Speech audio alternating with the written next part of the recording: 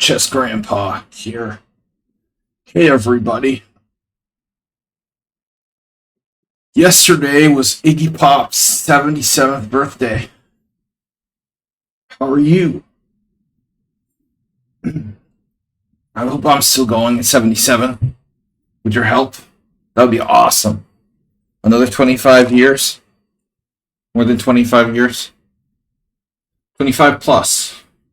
Let's make that our goal, to live to 77. Alright. Goal. Our goal is $2,500, and our other goal is to make it to 77. Alright, Ponda. Let me make this bigger. Wait a minute here. Hey. Text. Alright. Let me see. That looks too big, or it's either too big or too small. That looks okay. Exclamation point. There you go. Alright. What is up, everybody? Sladgie hosting Master Analysis Session. Back from Krakow. Krakowski.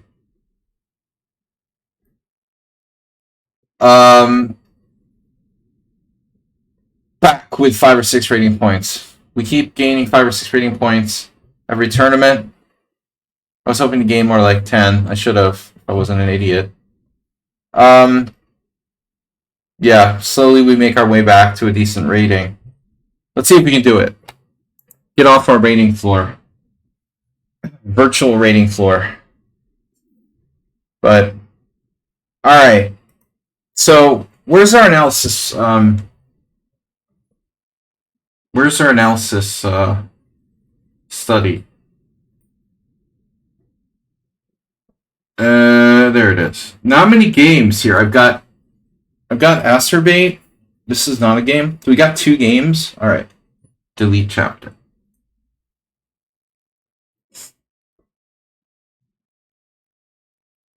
We have to put in one of my games.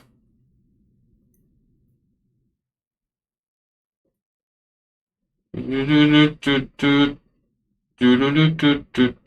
9.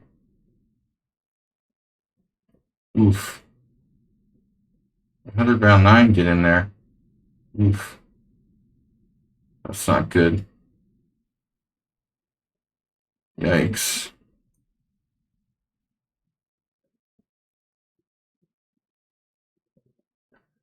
What's the easiest way to copy the PGN? Copy PGN. Does it actually work if I do that? Does it actually work? Study. My studies. My studies. Adding chapter. So copy PGN actually works? Yes. There's Acerbate. What's up, man? How do you like my new drugstore? Joe? Drugstore glasses. Alright. Hey, everybody. What is that? Something on my screen. There's a booger on the screen. What's up? Oh. Porto Santo World Senior, November.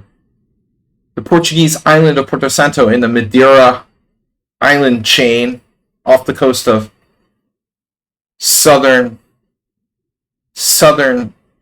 Europe / North Africa. Guys, don't forget to donate, support our efforts to go to the World Senior. It's a miracle that it's not in Constanta in September, which is what we originally thought. That is an official miracle. Seriously, because I wouldn't have played. I would not have played had it been because I have too much going on with selling my apartment, maybe going to the States to get rid of my storage unit. I wouldn't do September, but I can do November. You have what? You have the anti-blue. The anti-blue. You mean like Ponomaryov? You got the blue blockers?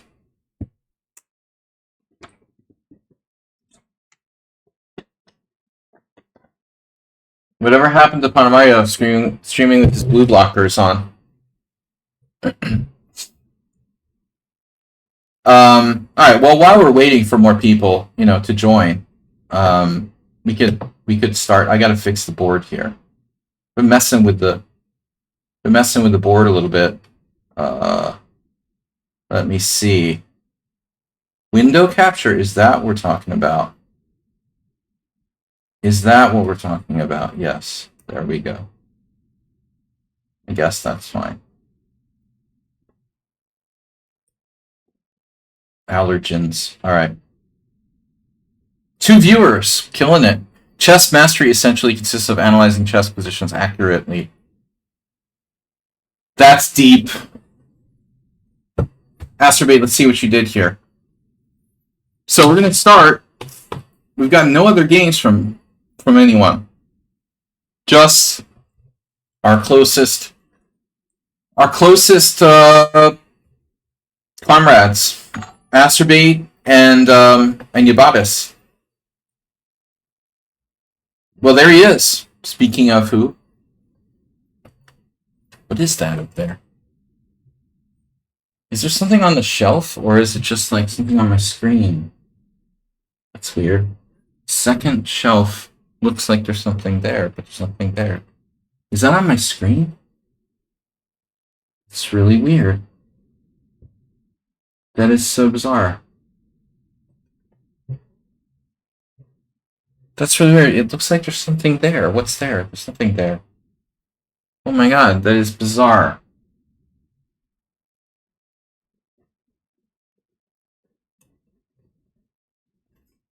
Oh my god.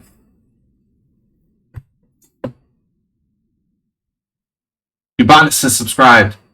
Spectacular blind Billy.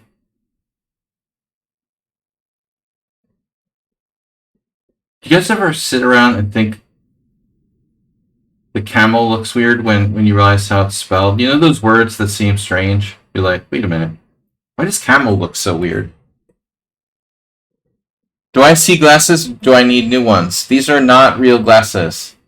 This is a stopgap because I was desperately unable to read stuff.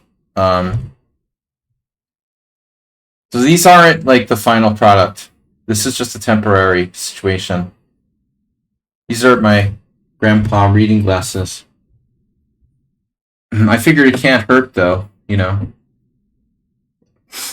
Mr. Slow in the house for the analysis stream. We got to get your game in. Thank you for reminding me. All right, let's see. Mr. Slowhand. Velimirovich study has not been depleted yet. 6 studies. Games of Velimirovich. Velimirovich Bronstein. Things look different when you. We didn't do Bronstein, right? Things look different when you can see.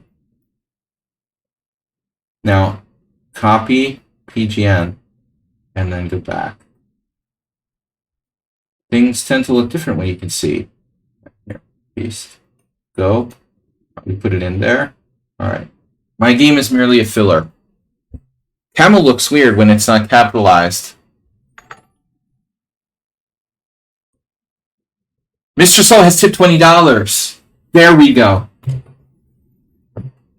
That's 119 days to go. That's an approximation.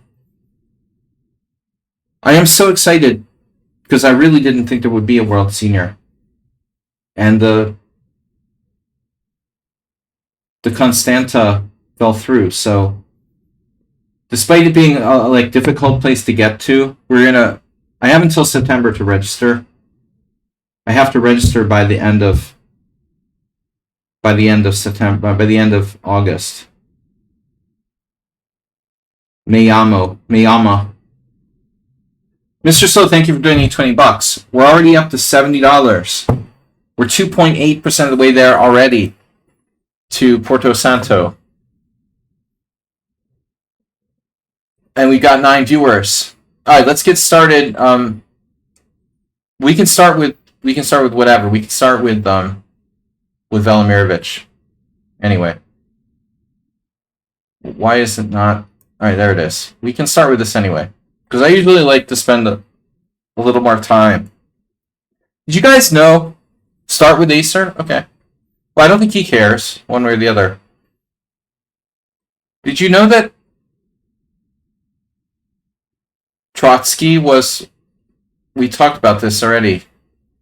Trotsky was Bronstein's uncle, Leon Trotsky.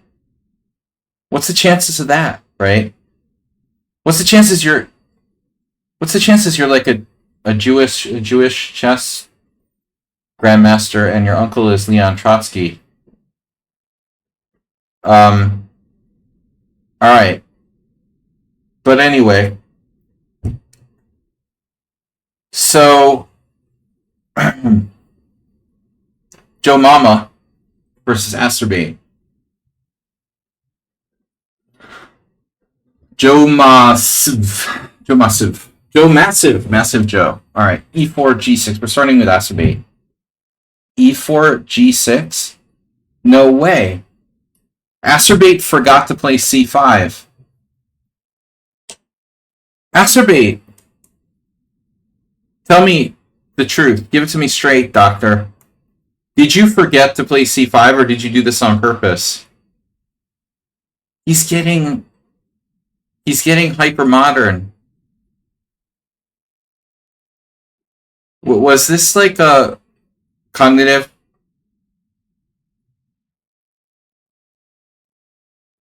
decline, like me and Joe Biden?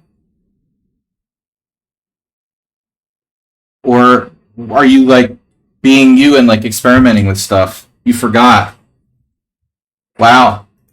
And then you played C5. That's an unusual move order. Oh, that's funny. You know, that's kind of funny. I never thought about doing that. It's the sniper. It's not really a sniper, is it? But normally you'd go bishop g7. It's not a sniper. It's like you play the sniper, but your gun isn't loaded. It's like, did you remember to load your rifle before? Well, we won't make any assassination jokes, because it's not woke to make assassination jokes, but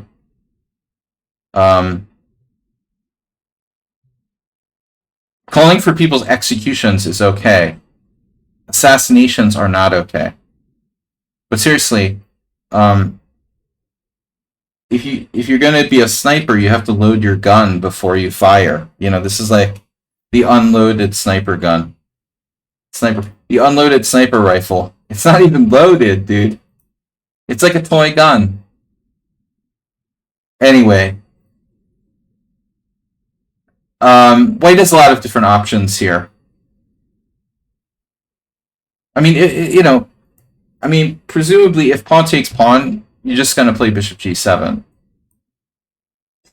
This is like one of those games where, rest in peace, Emery Tate, but I remember some Eastern Open or some tournament where Tate like lost in like less than 10 moves to Yermolinsky. Uncle Yermo. He did something weird like knight a6 or something. I mean, it was something really, really over the top. He got destroyed. But I mean, after this, you know, you should just play bishop g7.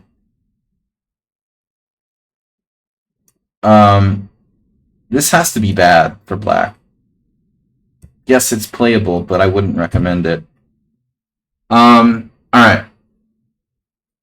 Never play queen a5. So your opponent played bishop e3. And now if bishop g7, we're back on track. But you have the option to take here, I would say. Okay, I'll believe you, Spectacular Camel. You've got 3 possibilities, actually. At least 3 possibilities. Maybe 4. I mean, I think now queen a5 check makes more sense. It's a kind of unloaded You know how they have like the Matrix Reloaded? This is the Sniper Unloaded, right? Sniper Reloaded, no, Sniper Unloaded with no bullets. So this is a kind of pterodactyl. It's an accelerated pterodactyl. No relation to the vulture. Knight f6 looks really interesting. And that's definitely a move. You have threat of knight takes e4, which is not to be trivialized. And then bishop g7, going back into a modern sniper or whatever. I mean, to be fair, like the sniper, it sounds cool, but I mean, you're reinventing openings that have already been invented. Roman was playing the sniper like 20 years before the sniper became a sniper. And it was played before him, you know, so just didn't have a cool name. We're likely to transpose to a pterodactyl, by the way. If knight f3, what's the best approach? Knight c6.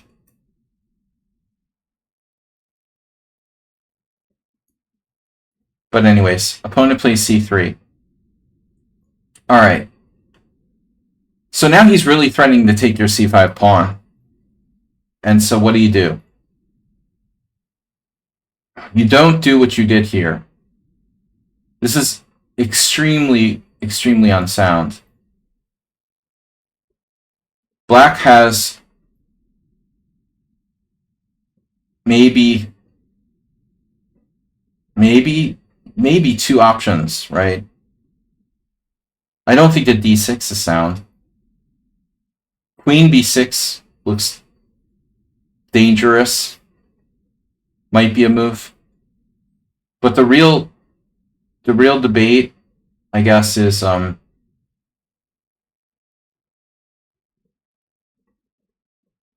real debate is between c takes d and knight f6. Queen a5 is real bad. I guess, you know, this, hitting this pawn, allowing e5 with a really weird, you know, c3 Sicilian, or just simply taking, which is the obvious move, which is not what Acerbate did, but that's what I would do. Now, the other possibility is interesting here, d5, and I wouldn't be surprised if I played this. So what's the point now, though? Why can't he take on d5? Because this ending is surely not good for black. This is definitely not good. You know, I don't see how we're going to get this pawn back. So I would say, like, if pawn takes pawn, you have to play pawn takes pawn, and then he takes with the bishop. And now your bishop's hanging. So this is some sort of gambit. It looks like it might just about be playable. Alright, anyway. So back to the game. You played pawn takes pawn? No, you did this. Okay, this is crazy. That's bad for two reasons. So you gave him d takes c and d5. So it's like he has this move or this move. Here, friend, you have two ways to gain a clear advantage. Which one would you like? It's not easy to do that, you know. There's not many moves you can make here where your opponent has two ways to get a clear advantage. Think about it. How many moves can we play here? You know, d6 is just one way to get a clear advantage. I mean, b6, again, just one way to get a clear advantage.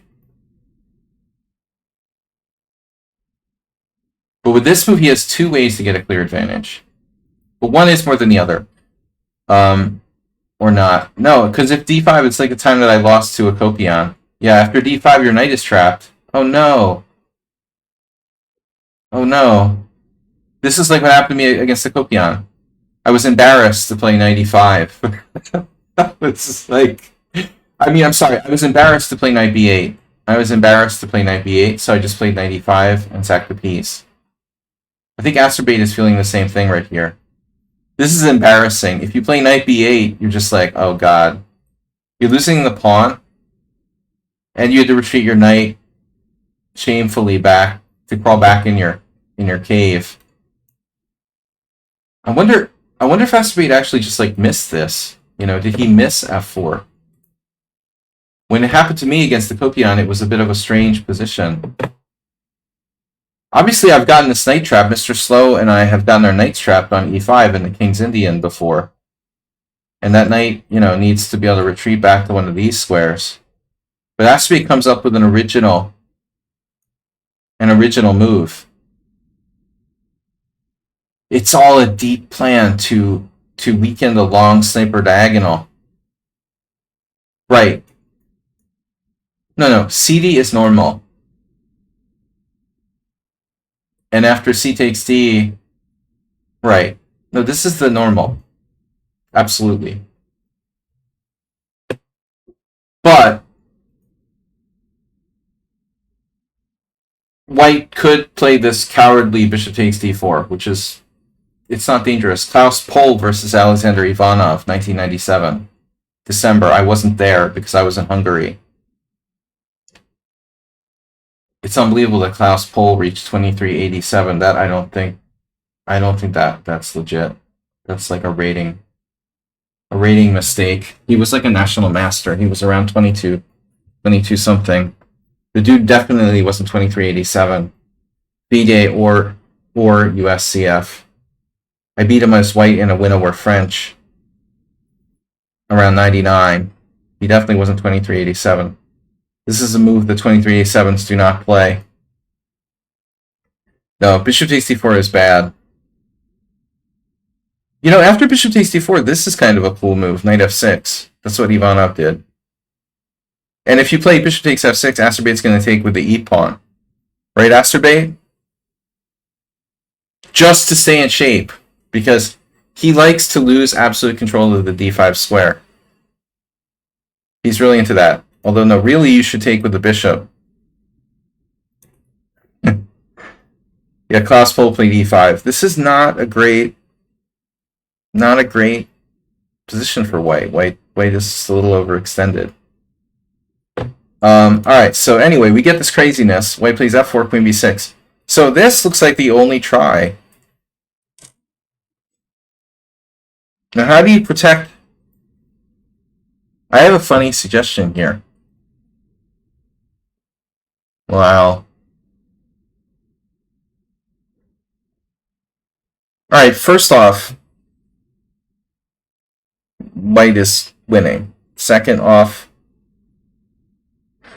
there are a lot of fancy ways you could sack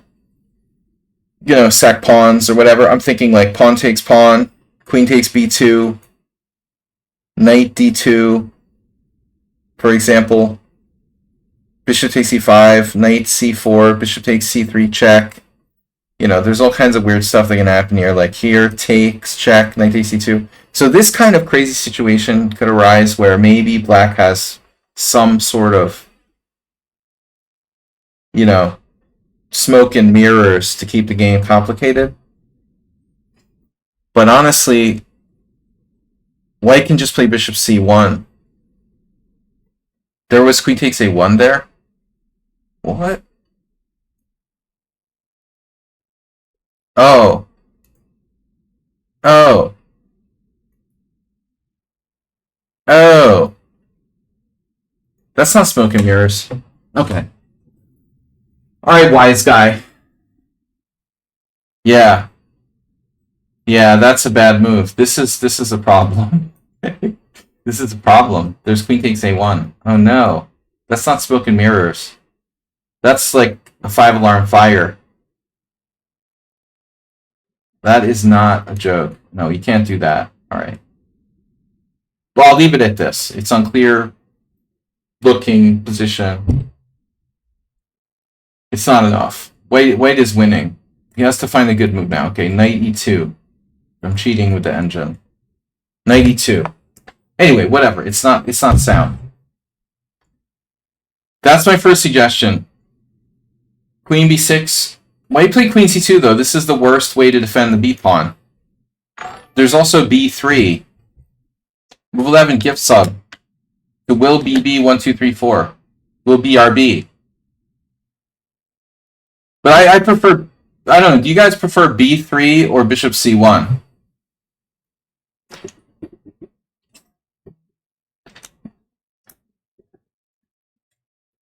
It's a tough call. Weakening the long diagonal. It's a sniper. I don't think we have too much compensation here. But check this out. The best move is knight c6, because of course it is. D takes c6, and you have one pawn for a piece. Alright, Asterbait. Bishop c1 says the fish. Compact. That was too much for your opponent to find that. He went here, allowing knight g4. Oh my god. And you're suddenly out, dude. It's like a prison break. Black has 3 pieces developed. And he lets you out. If he played bishop c1 here, I would shame him for life. It's like, you see it now? Now you see it, now you don't. If he plays this move here, it would just be humiliating. Like, he could have just ended the game last move with that. Now he plays bishop c1, no. That's not in his repertoire. He plays bishop f2.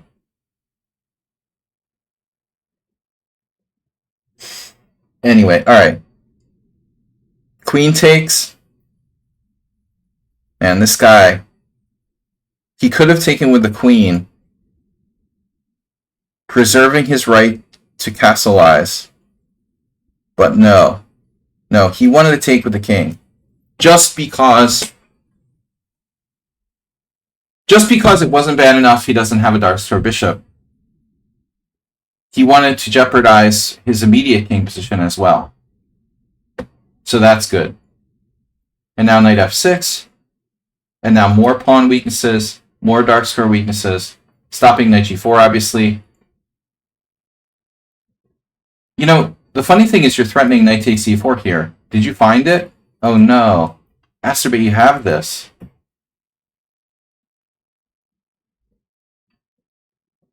Check.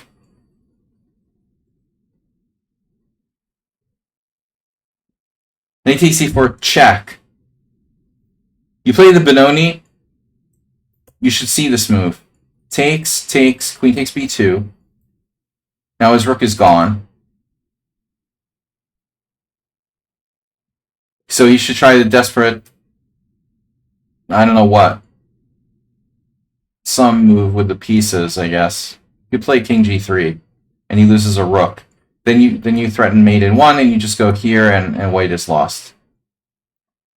Nice game. You missed it. d6. Taking it easy on him. And now he's got the c4 square. Now e6. Watch out for c4. Knight c4, queen c7. And now white goes... Man, we're wishing we took that e-pawn now. Look at that. Boom. Asterbait's got to be like, oh man, why didn't I take his e-pawn when I could? I'm such an idiot. I can't believe I didn't take his e-pawn.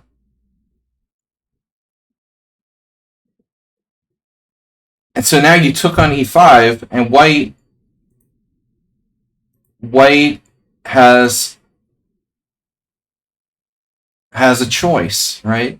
He has d6, attacking your queen, or recapture with the pawn, attacking your knight and planning on knight d6 check.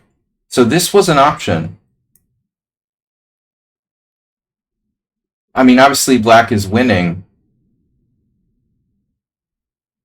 But whatever happened to Shaki? Shaki hasn't been around in a while. I'm waiting for like bishop b5, winning my queen or something after this.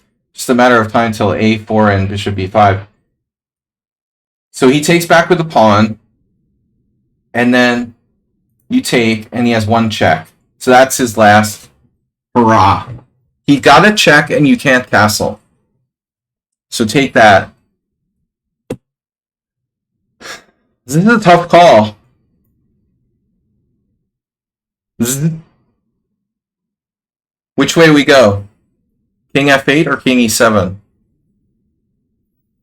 King e7 leaves the rook free to roam. Free roam. So it's probably best. Queen e4, classic. That is a classic move, exploiting his space advantage. Wow.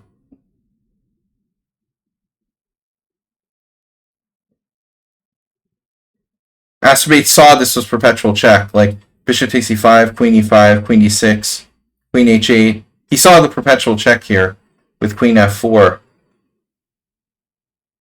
Or something like this. Check, check, check. You know, it wasn't enough. He wanted more. So, no bishop takes e5.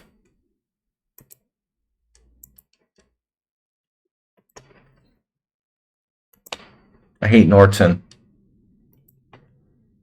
33 hours. We've been live for 33 hours. Oh my god, this happened. Are you kidding me? No. No, but something similar happened. You did play bishop takes e5. You're crazy, bro. You did that. You did that. Masturbate, you couldn't resist. I think you had to be more patient here. You know what you should play? You probably saw this. Okay, it's not to be you know, taken lightly, but rook d8. Probably you should play rook d8, and then after queen h4 check, you can play king f8. You know, screw this pawn. This pawn doesn't matter. It doesn't matter. I mean, he can't do anything to you on the dark squares. That's all that matters. And your queen's defending, you know, importantly, your queen is defending f7, so you can play bishop takes f7 now. This is guarded. You know, queen h6 check is nothing. So, he's toast. I think rook d8 is better. You panicked a little bit with bishop takes c5, queen takes c5. Be careful now. And then you gave up a rook.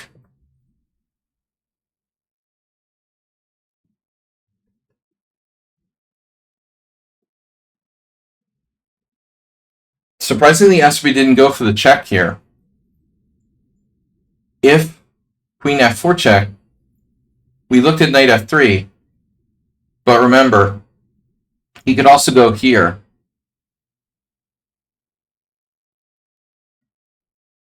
There's no immediate, you know, forced win directly.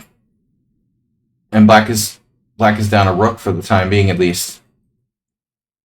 So instead, you did bishop d7. Or someone's suggesting bishop d7. Yo, Sun Prism was suggesting bishop d7, but we're still down a piece. Might we get away with knight c4 now? Double rook sacrifice denied. So he takes the rook, and then, oh no, Astrobate does a double rook sack. Yeah, I mean, honestly, if it were me, well, the queen doesn't help on h7 much. It defends h4. I'm curious if it's better to play queen f4 check or bishop d7. The important thing is he doesn't have a really good square. So I would assume this is well, I wouldn't assume anything actually. I mean, black has compensation for the rook, I would think. Check. And then knight f3, and it's probably a draw. Right? I mean, this is legit a draw. Check, here, draw, check. Gotta take the draw. Realistically, we should take the draw. We don't have enough for a win. White took on h7 instead. Oh no. And then this move. But this is slow, friend.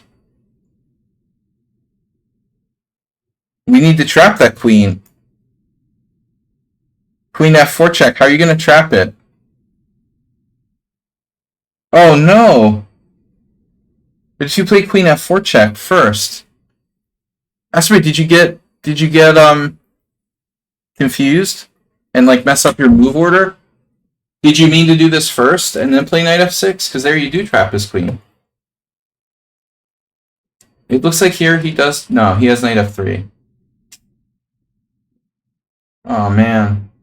Oh, that sucks. Well, now you have to take the draw. Again, you have to take the draw. It's a draw. Draw is draw. It's a draw.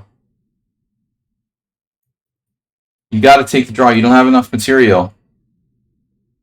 But knight f6 lets him out. He has queen h4, and it looks like you're losing now. Or you're in danger of losing now. You're down a rook for real. I mean, I admit that the guy has no development, but your rook is not in the game either. Your knight is pinned by the queen on h4. So you only have two pieces in play here, the queen and the bishop. And he just took away a perpetual. You're going to have to get lucky now. Knight f3. And you don't even have a check. He doesn't even have a check. Black is busted. Busto. He played this. And I'm not sure that even threatens anything. I guess you have g5, right? You're threatening g5. I'm not sure it's enough, but it's something. So white has to come up with a good move now. Probably queen g5. That's kind of hard to answer. I think you're lost after that. You got lucky here, man. He couldn't find a good move. He played this routine move, and now g5. And now it's messy, because you just cut off the pin. You've got an 84 check. If he takes, he falls into... Actually, what does he fall into? He takes. And this isn't check. Did you know that? This isn't check. That's not check. Dude. You are aware that's not check, right? Man. Oh my god. So white like lost his mind now. He lost his mind. White to move and make a sensible move. I like anything's okay. Rook d1. Wow. Oh my god. I mean, the best you got is just taking his knight, you know? And you're down the exchange and you're losing. You're just down the exchange. And white has a passed h-pawn, which is extremely dangerous. Thanks for the gift sub, said Will BB. Thank you guys for your support. Move 11 gifting that gift to Will BB. Anyway, Asprey got lucky. The guy just... You're not supposed to be attacking here, dude. You're not lucky to be alive. He's lucky to be alive, and he played knight h7. Mate in 2. Boom, boom, boom. 3, sorry. Alright, that was ugly, dude. That was really ugly, Asprey. I don't want to see any more of that. So we're on to Velimirovich versus Bronstein. This is our donation leader, Mr. Slow. By the way, what's up, Sun Prism? Good to see you back. We've got some extra space if anyone wants to submit a game. Netog's here, right? Swashbuckling Netog. Asprey gets carried away. So everyone should be familiar with David Bronstein, the first contender, first challenger of Bobovnik in 1951 for the world title. Velimirovich, Bronstein was known to be a fearless attacking player with lots of imagination. As I said, Sun Prism, a couple of days ago. There it is. Yeah. Try to put some text in, because I sometimes don't catch them. They sneak in there and I don't get a notification. It's better if you just say like a sentence. All right, analysis board. Yeah. Study. I don't always get notifications when people send me messages.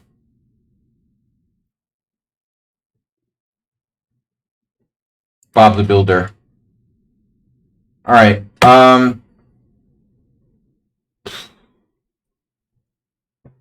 So what's up, guys? Yeah, I said Leon Trotsky was his uncle. Crazy. I didn't know that until 6 months ago or something.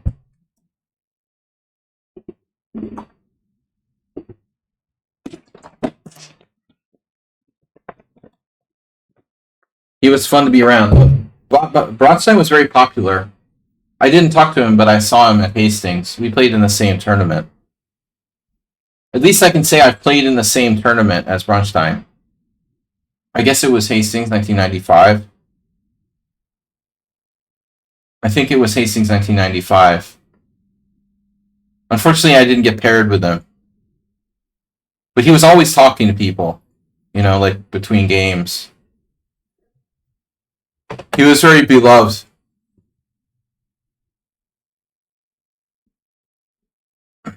It's hard for Nedog. It's really hard for Nedog to focus on chess. I know. All right. So wrong game.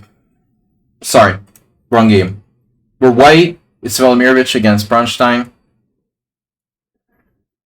You know, obviously Bronstein is a greater player. You know, his achievements in his life are greater than Velimirovich, but we're really, you know, we're doing Velimirovich because it's a favorite player of Mr. Slow, and he was, you know, kind of underrated, I think. Velimirovich obviously never became a world championship candidate, but he was a feared attacker. So great matchup.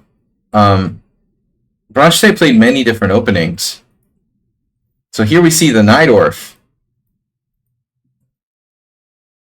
And this game was played in when? 70. This was played in 1970. Event. Inter whatever. Inter what? Vinkovci. What is that again? That's Croatia. What did we say? Vinkovci is in Croatia.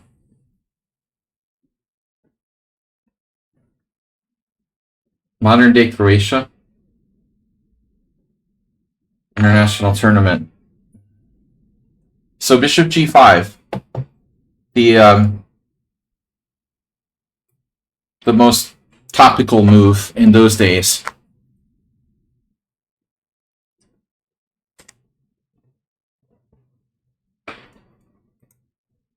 So Bishop G5.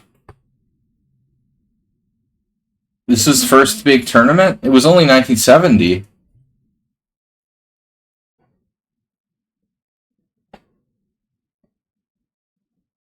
We've seen some examples from pre-1970. Those were like junior. We saw junior Olympiad. Asterby. Asterby, what are you doing?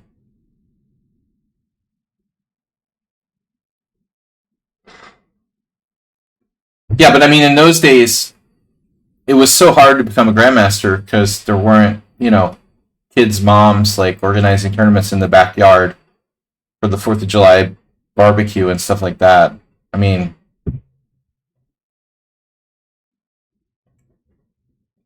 grandmaster tournaments were in a dime a dozen in those days. All right, but anyway, Gypsy just made a dono. I don't know. Yeah, we can't fix credit card donations on Streamlabs for some reason. I can check for you. But thank you for the dono, Gypsy. Gypsy 9999. That's too much. Keep it under 9999. I wouldn't pay more than that for a baseball bat. Alright. I'm going to check.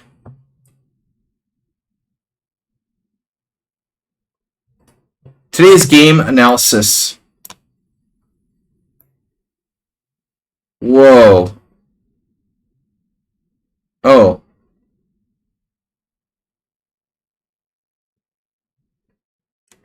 I got a weird payment. Right, I didn't expect in my PayPal.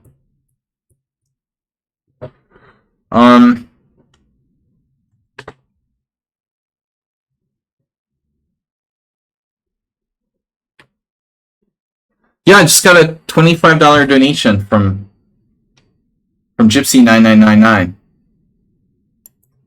Thank you for that. Oh, you hit the play H4 button, yeah. The rolling panda. That's nice to see about us. Anyway, guys, thank you for the donation. Very cool. So that doesn't go in our... Unfortunately, it did go in. Wait a minute. It did go in. It did go in.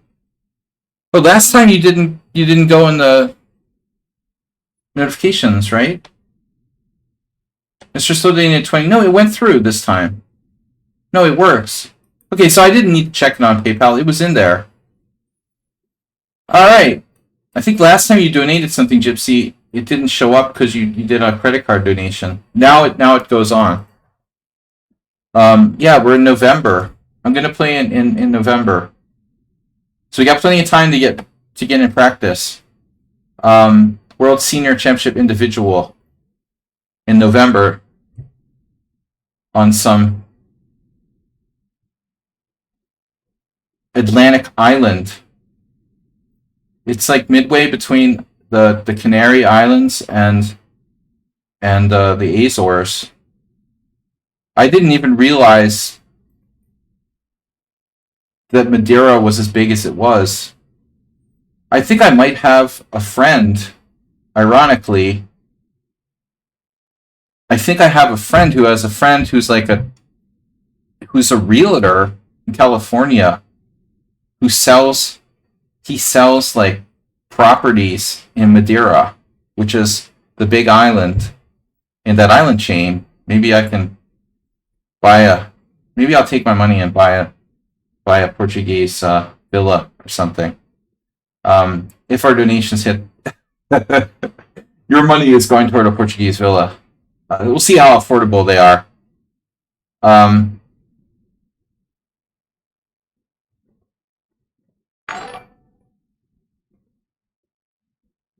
He's giving us free lessons by us. He should be compensated. Do you agree? Yeah, Nedog. No, I should be punished. I'm not a...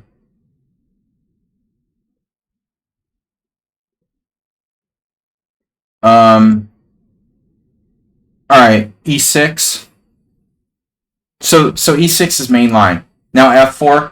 And now here's the thing. I have a student who's playing the Najdorf, and Bobby Fischer and everybody... This is 1970, by the way, this game was played. Fischer was big on the poison pawn. He would play with black, queen b6. Nowadays, h6, bishop h4, queen b6 is really big. But the thing about this is, those variations are extremely complex, and bishop e7 is like safer.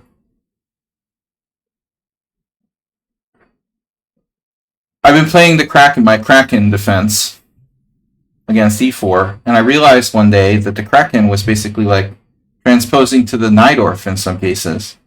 And basically, if you can play the Kraken, you can play the Najdorf, because the Najdorf is like a better version of the Kraken.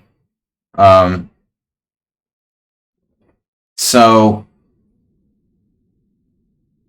the upside is that black position is perfectly playable. The downside is that compared to the poison pawn, it's a little bit more... Black's setup is a little more defensive or passive, let's say. White plays queen f3. Nowadays, this is also, I guess, occasionally seen. Okay, queen f3, main line. And now what should black do?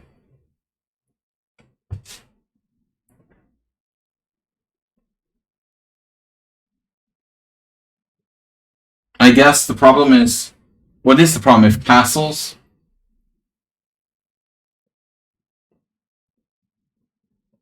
Why is castles that bad for black? You would think like castling couldn't possibly be that bad.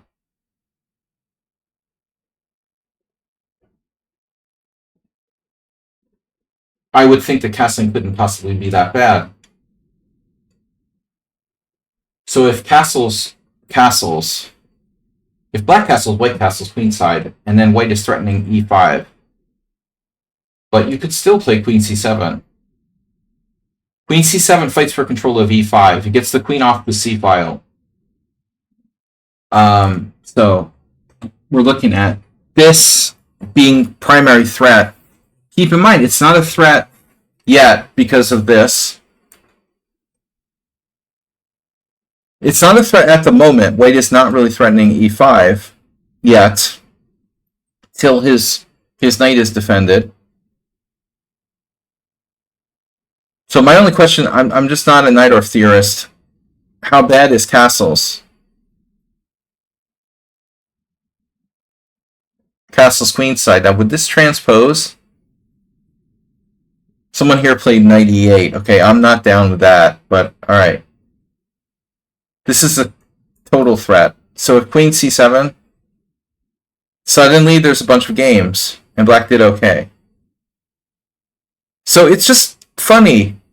A little bit funny that this move order looks like it's okay for black.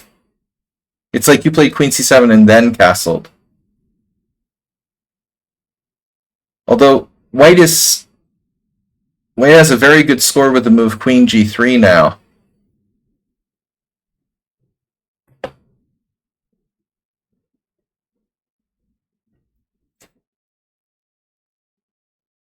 Very good score. 10 points. 11 points out of 14. No. It's what do we got? 12, 25%, 3 draws. 3 draws. Black made 3 draws and 11 losses in this position. Not good. Not good. Looks like queen g3 is a serious problem. So that, I think that's our answer. You know, this is super passive. Paul Littlewood was at the World Senior. He was playing for the English team, 65 plus. Seemed like a nice guy. I met him for the first time. He's an old school chess author from the UK. Seemed like a jovial guy. International Master Paul Littlewood,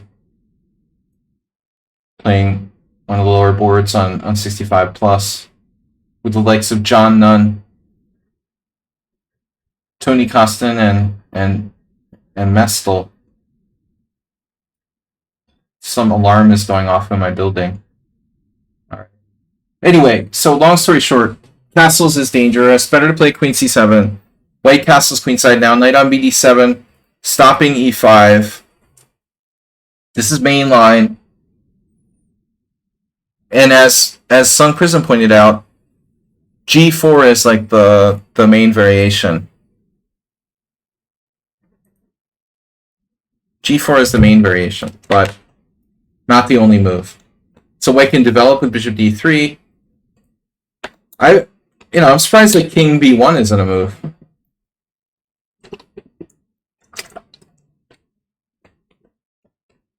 Is king b1 a problem because of h6?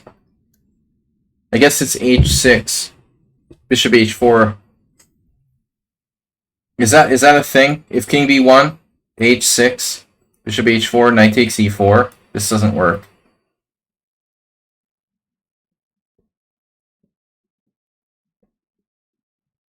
Yeah, that's probably too dangerous. Anyway, king b1 isn't important. This is irrelevant. All right. So knight on bd7.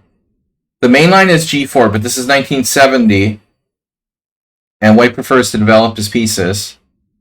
Larson Portish, 1974. b5. Counterplay. So what's the problem here? Why is bishop d3 more common because it supports e4. d4. This is commonly like a target.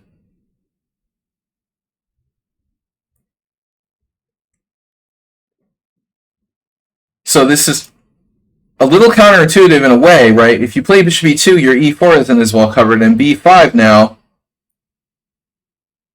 involves pressure on e4. But what about this diagonal?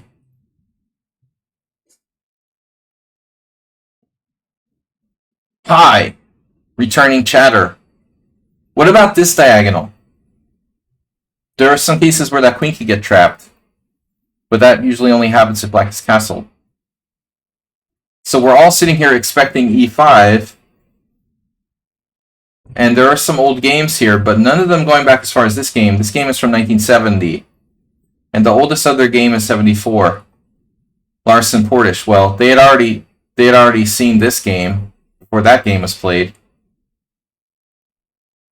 But b5 is not the safest move for black here.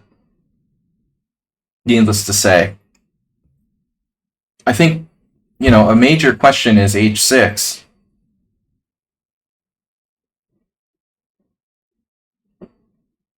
Tatai, Ivan Nemeth, 2003.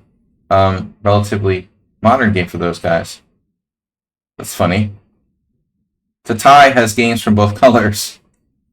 And he wasn't a spring chicken in 2003, 2004. I don't know if he's still alive. Ornithologist. Stefano Tatai. Studier of birds. h6, bishop h4. Wow. And now, wait a minute. What's the idea? If black castles, then I guess we're asking ourselves, why did we play h6?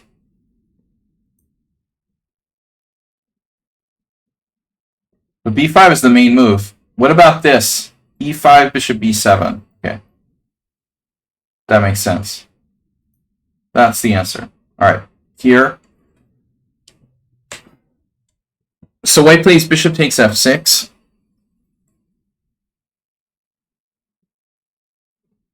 Now, are we going to sack a piece on b5? Hello, Antonio.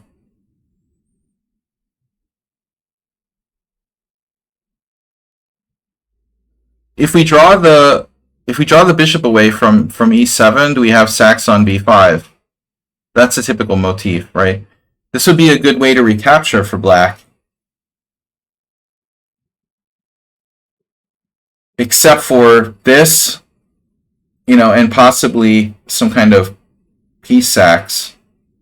So this happened to me once against Jorge Zamora's father. Jorge Zamora's father was like a national master, and I got tricked into playing the black side of the Najdorf.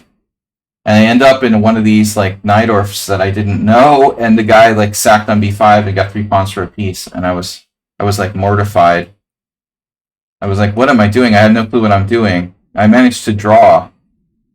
But this is the kind of situation that happens, and then you're like, and the problem is you get shut down by e5. And now, like, white has, in this type of scenario, white would have 3 pawns for the piece, and black has no counterplay whatsoever. And black's king isn't safe, so that's why you don't take with the bishop on f6. You can take with the pawn or with the knight, but the knight is like better structurally. So that's our game. Now normally, in the main line, the g4 is already there, and white's playing like g5, attacking the knight goes back, and then white starts a pawn storm. But here, we don't have any g-pawn on g4. And that's slow. If you play g4 here, black would have time to probably do like b4, bishop b7. Possibly even knight takes e4. Probably not. But anyway, this is like going to be a problem, pressuring this pawn. So that's why no g4. We do e5. Black plays this, and then the play here is so logical that I'm kind of surprised there's not more games. There's only 20 games of this position that has been reached. Although this is not a true database. There just got to be more games than are listed here. But what's the problem with White's position? Anybody? If there's a downside to White's position, the downside is that he doesn't have a dark square bishop. Okay. Where's my dark square bishop? Well, you can't have everything. That's the answer to that. White has given up his dark square bishop in a sharp position where Black's king is in the center and White's king is possibly safer. Oh, so there is e takes f6. So he doesn't do it. He can do e takes f6, bishop takes f3. This has been played. Hildardo beat Walter Brown. But the results have gone both ways. Oh, that's funny. Not only did Hildardo beat Walter Brown, but later in 2007 he beat some kid. What's the chances you get that twice? Francois Lavelle.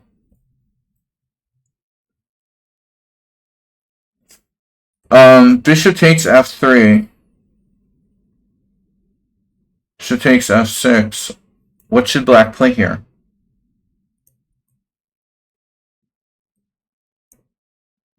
Bishop a8.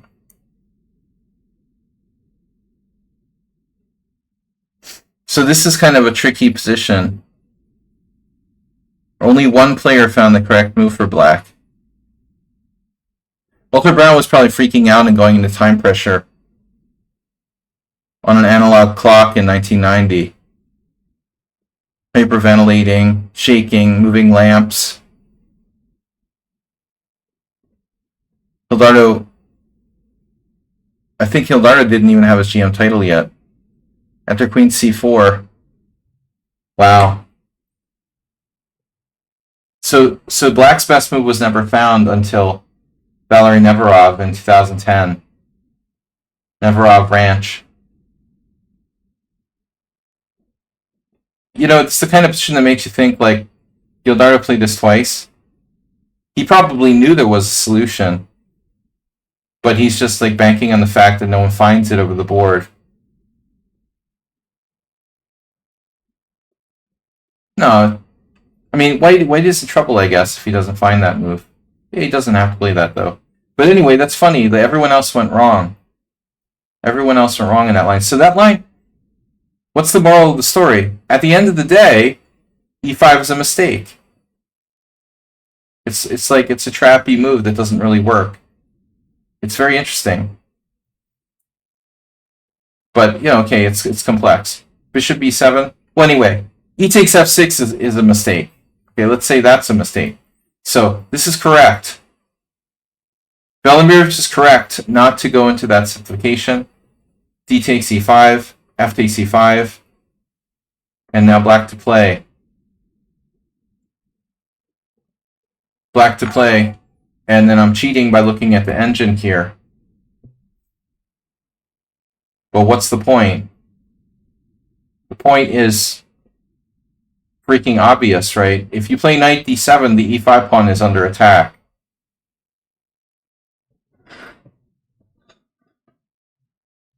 So this is falling, but this is falling too. So if here, queen takes g7, I have this, saving my butt. But apparently, wow, White has done all kinds of things here. Sack pieces, bishop takes b5. Robert Rowley did this. Beat that guy. I don't know if he's still alive. Bishop f3. The safe move. But in any case, Black doesn't find knight d7. He does knight d5. I mean, knight e4. Okay, knight d5. Never played. Knight e4. And if queen takes g7, black's going to castle queenside. Or what? Or take on c3. Or bishop g5 check. Oof. What happens if queen takes g7? Some Prism just gifted a tier 1 sub to Repunj Bansal 9D. Thanks, man. And Saxac Draw just gifted tier 1 sub to Hokum 789. Hokum and Smokum. Wow. I think the second game is correspondence. But the other one is an OTB game. Belov Kovacevic, 2009. Subs went up $1. Nerad? Buddy? Don't tell anybody about that, alright? But I felt like sub prices were different based on your region. Don't tell anybody that, dude. You're not helping me here. You're not supposed to tell people the prices went up.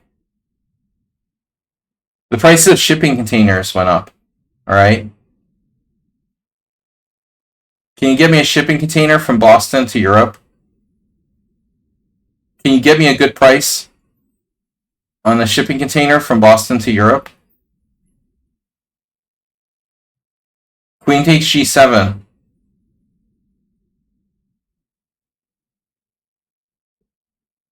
What's that about? Like there? Check. King b1.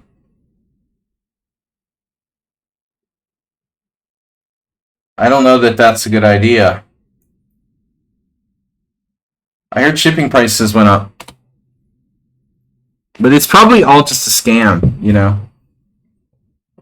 It's not like we're having COVID again. Maybe if Trump becomes president again, he'll raise tariffs. But at the moment, you know, there's no excuse for the shipping. Oh, wait, no. The Houthi rebels are raising shipping prices. Okay. All right. The Houthi rebels are responsible for your subscription price going up. Blame the Houthi rebels. It's Joe Biden's fault. No, I don't know. It's just corporate greed. Okay. So 94, bishop g5, this is bullshit. Okay, 94, knight takes e6. The Somali pirates' fault. Exactly. Oh, I thought the Somali pirates are kind of out of business. I thought the Somali pirates filed for bankruptcy.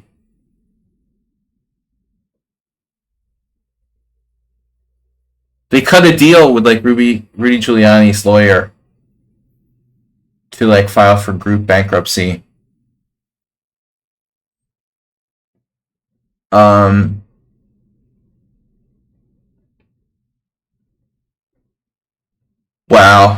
So 1966 only ever repeated in a correspondence game from 2005.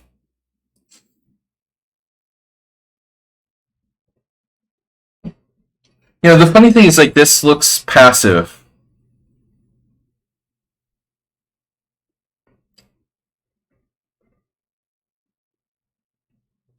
They went into internet scamming. They got better internet, so they're just like doing online scams now instead of being pirates. They're online pirates now. They're doing virtual. Yeah, they're doing like virtual piracy.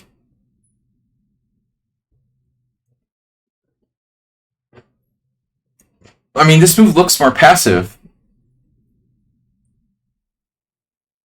I guess there's no sack on e6 now. Covers the D line. So if you take da-da, and you take da-da, and you take, and da-da, and da-da, and you can walk over here. And that's a big factor, you know. It's a big factor that the black king can cross over here. So this doesn't help. Now he's like cut off. He's not walking over to the queen side. Black accept the sacrifice. Oh my god, man. So he has queen takes c3. So this was played in this, what I'm certain is a correspondence game from 2005. And engines were a lot weaker back in 2005, needless to say. Knight takes g7 check, king f8, knight e6 check, king e8. Knight g7 check is a draw. So white plays queen takes c3, knight takes c3, knight c7 check, saving the knight, king f8, and then bc.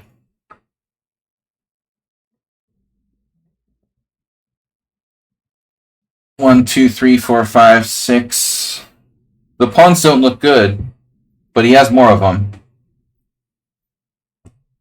But the fact is that black managed to draw this position in correspondence. He got ops-colored bishops.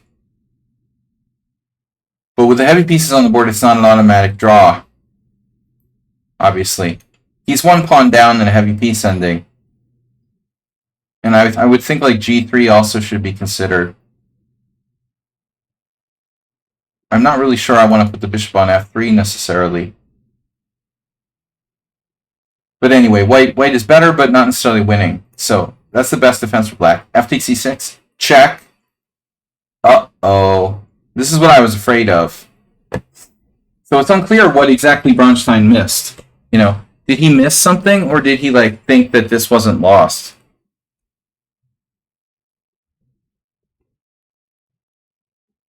Unbelievable, like this game ends in black's favor.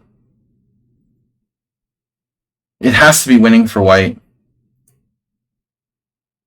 I can't believe this ended in white's favor. You know, I have to say the truth, though. I missed king f8. What else are you going to do? g6 loses by force. That I saw. Here, then you have to sack a piece back. And now our queen's attacked, so you have to take. And then you have to allow an endgame. But I mean, mate is a problem here. So you have to defend. We're still getting the piece back. Bishop g6. That's another trap. Oh no. We have to take. He takes back. And now we get fancy. But it looks good. Because this is probably a draw. Pawn takes. Queen takes g3. Is it though? Is this definitely a draw? Pawn takes g7 check, king g7, rook d7 check. King where? King h6, I guess? And then pawn takes pawn?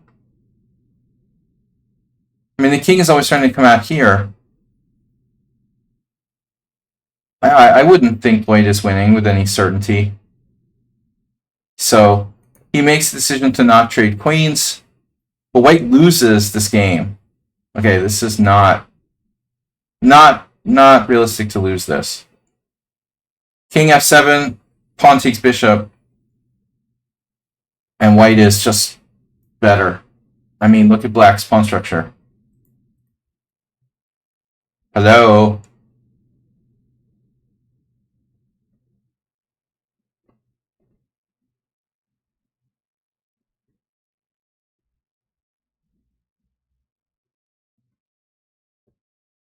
There are easier ways to win this position. I felt a terrible weakness in this place. How could you not? I played hard games without a break. I prepared in the morning. Prepared Gligorich. Alright. So you felt tired. But what a position. Black is toast here. Black is toast. Look at black's pawn structure. So, man, white is totally winning.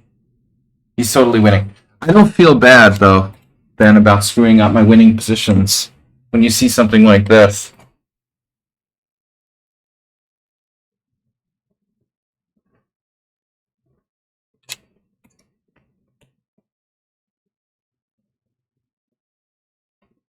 He likes who he likes. I like these games. What about rook f2?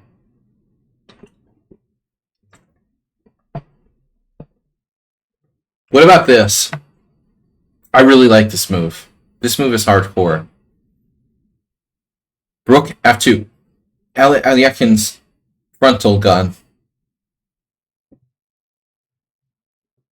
Can somebody explain to me what's wrong with this? I like this.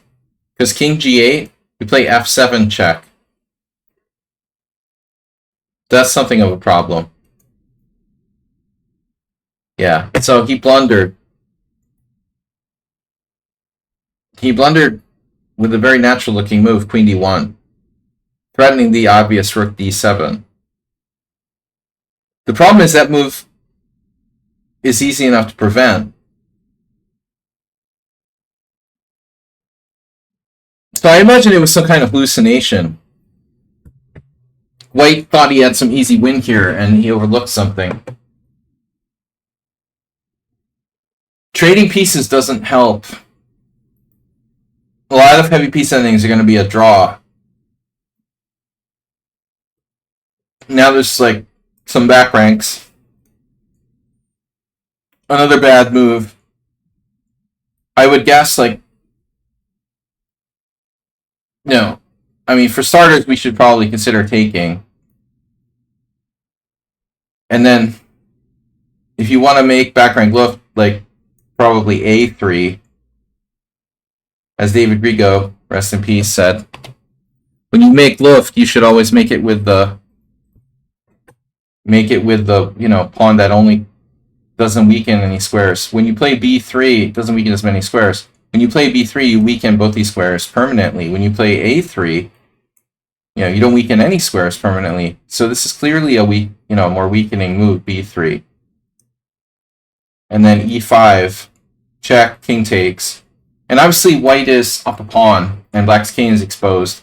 But this b3 didn't help us. It only makes it worse, because our king is more open now. White still has good chances to win, but not so easy. I imagine White was tired from the work he was doing. And then he finally blundered. Missed a really strong move here. This is a really bad move. That's tragic.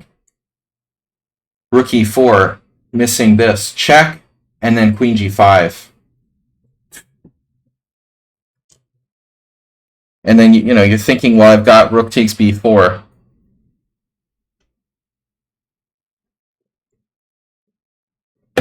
If rook takes b4, check, king here, check, and mate.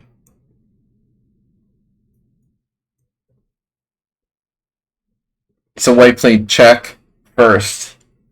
King h6, no more checks. And now he can take with the queen.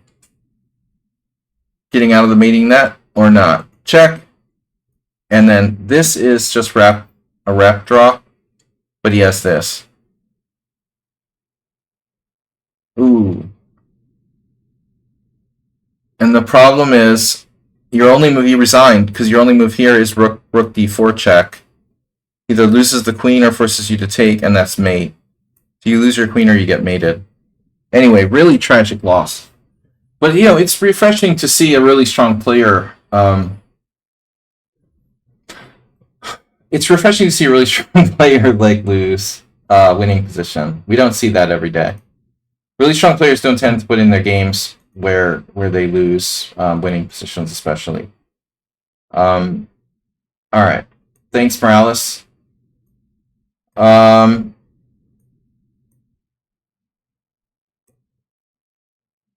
Our Swiss trophy is not a subscriber, but we have time.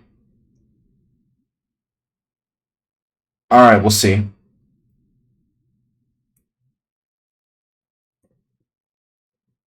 No. Dragon Benoni. That's his name? What's the chances of that? Alright guys, I'll be right back in a minute. We have any other donations? Send in the donations while I'm waiting. I'm just gonna step out for a second. We're gonna be back. Be right back.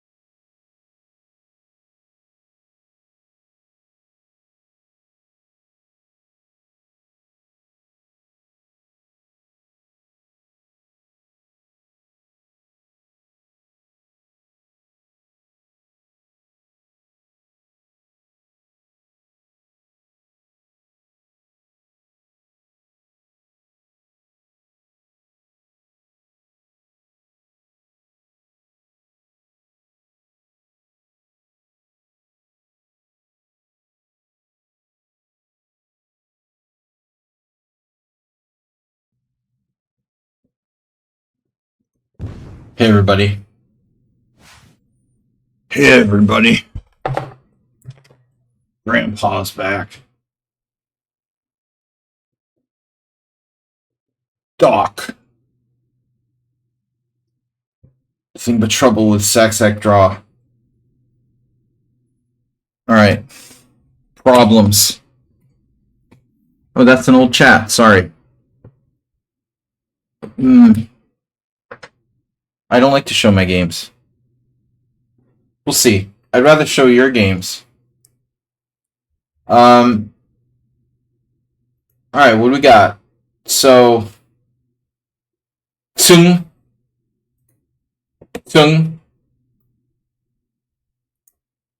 How am I not synced in my own study? That's weird.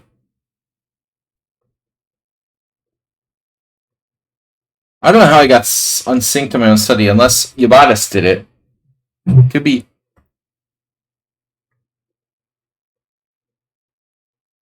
Value added. Value added. Not much value added. Extra value.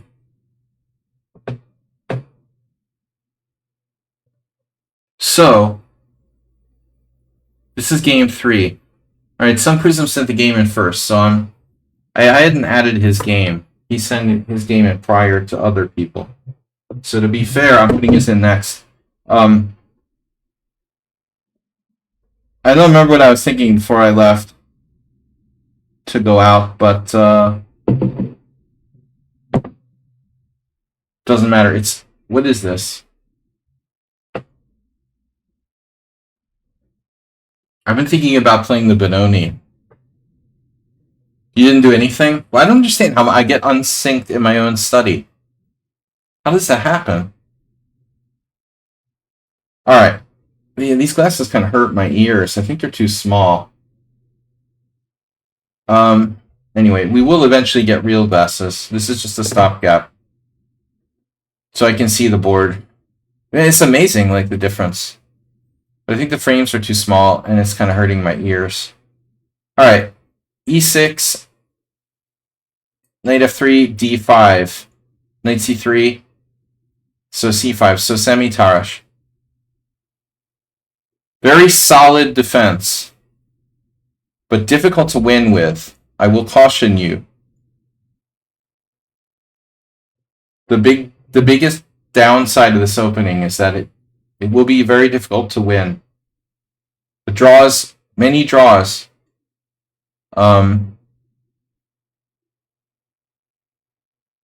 You shall have drawn many games with this opening. The problem with the semi-Tarash. But you can't have everything. Well, yeah, top level. Still, it's a mild-mannered opening, man. You're not going to blow people away. C takes D5. Obviously, E takes D5. And by the way, I want to say, like, this move was always traditionally considered to be a mistake. Historically. Like, you should always put your knight out on C6 before F6. But it looks like it doesn't really matter. I don't think... Saxatraw says he's not, what is it? He likes to argue. He's always arguing everything you say. He's very argumentative. But argumentative isn't the right word. Contradictory. If you say the semi-Tarash is drawish, he's like the Dubov Tarash. The heck is a Dubov Tarash?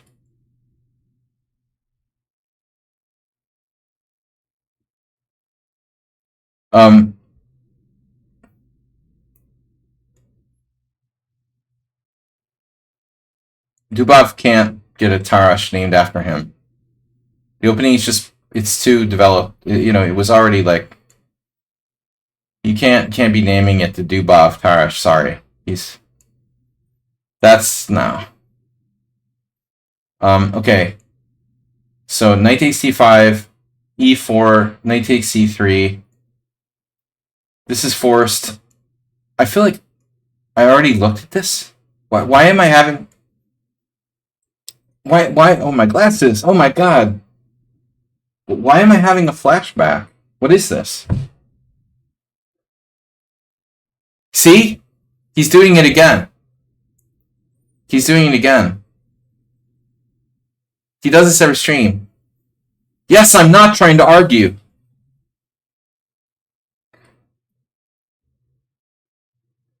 He's even arguing that he's not trying to argue. It's not arguing. It's disagreeing with everything you say. Difficult, man. You're very, very difficult, Sexac Draw. But, you know, the problem is, like, context. I mean, people... It's weird. The internet is weird. You know, I'm sure you would seem a lot different if it was, like, in person. But, like, text... It's just hard to get the vibe off people with... You know, you seem contradictory when you're, like, exchanging text. It doesn't mean that you're argumentative in real life. But hold on a second here.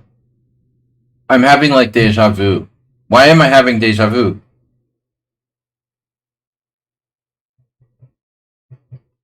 Why am I having deja vu? Oh, I know why. I know why. Because Zen Chess sent me some games that he played. He wanted me to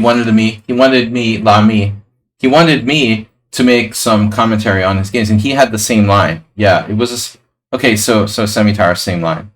Yeah, main line.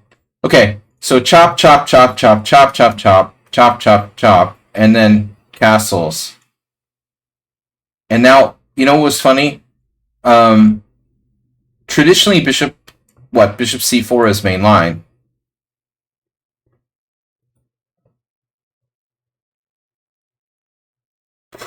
Rook c1, I guess, is trending, but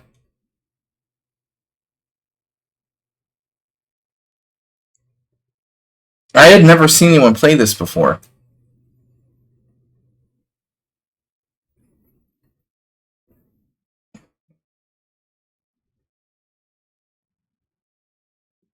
Suspicious user. I never trust suspicious users.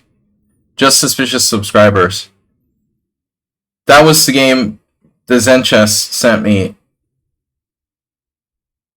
And Zen Chess did knight d7, but I think, like, against bishop e2, it's not clear. Maybe we should play b6 instead against bishop e2. Well, I mean, truthfully, like, you want to know my honest opinion? I don't think that white should play this line. Because it's trading too many pieces.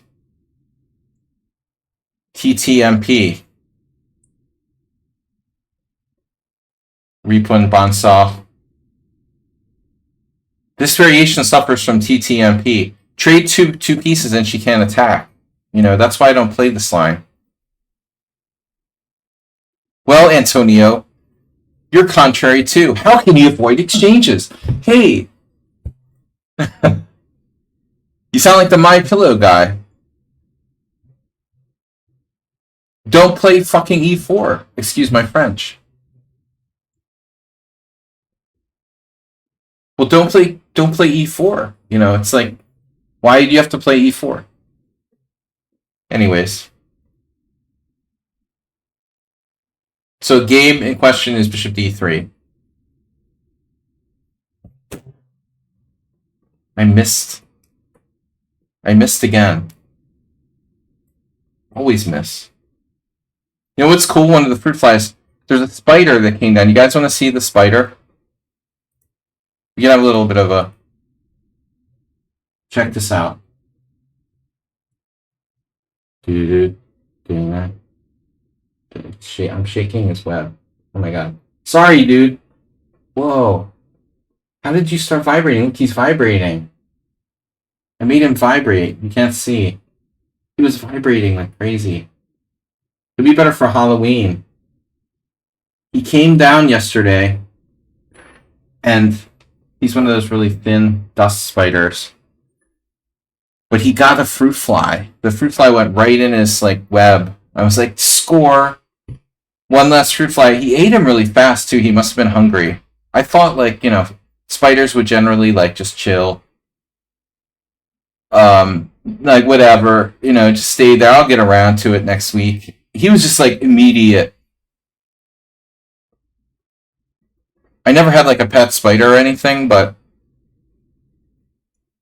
yeah, he must have been starving, dude. He literally was starving. He just like went right at it, just chomped it, just ate it. I should have done like a live stream.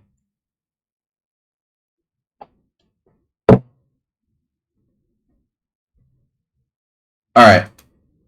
Anyway, bishop d3. I mean, whatever. I seriously don't think that white should play this line. I think it's safe, but it's kind of dumb, I usually play e3, and when I don't play e3, I like to play g3. And objectively, like, this is really solid for black too. But the good thing about e3 and g3, as opposed to e4, black can only swap one set of pieces in most of these lines, not necessarily two. So, just way easier to play for a draw when you're swapping two pieces in the first 15 moves. Anyway, knight d7. So here, we're looking at bishop d3 versus bishop e2.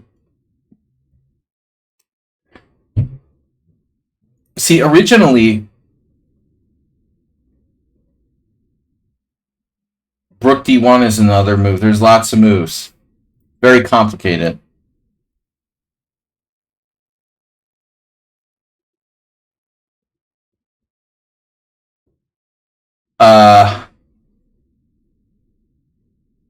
Excuse me? Repunch, would you like to do the stream instead of me? Maybe you would like to be the streamer? Bishop c4 is the main line. But it's been... all the theory has been reappraised with knight d7 becoming the main move. Whereas traditionally it was always knight c6. I'll hand the mic off to the suspicious user. But no, seriously, this is I don't know, it's just like a move. But here's the thing. Here's the main thing, okay? Bishop c4 was always the main line, and then this has been revolutionary against bishop c4.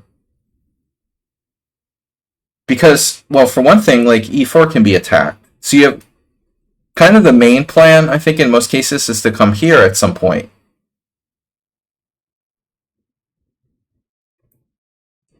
But I think you have to be careful about robotically doing the same plan, regardless of where white puts his bishop.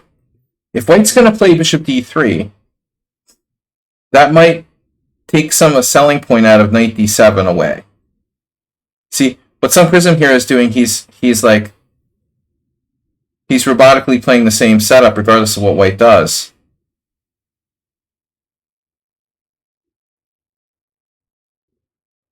But I think the downside of bishop d3 is that d4 is a little softer. This is the problem, though. A lot of cases there's d5. There's going to be some moment where white might have d5. So it's like you got to be careful about when you do it and how you do it and what the circumstances are. And white too. All I'm saying is I don't know the theory that well, but I think at this point you need to make a very clear decision about three different possibilities. Knight c6, knight d7, and b6. And all these should be adjusted. Your move order here should be adjusted. It looks like b6 has the best score, but it's only based on 13 games. And knight d7 is only played twice. I mean, clearly all the moves are playable. The computer, the Oracle, well, my computer sucks. My machine processor is slow, so it's really only depth 23, 24. Knight c6, but knight c6, okay. It's more aggressive.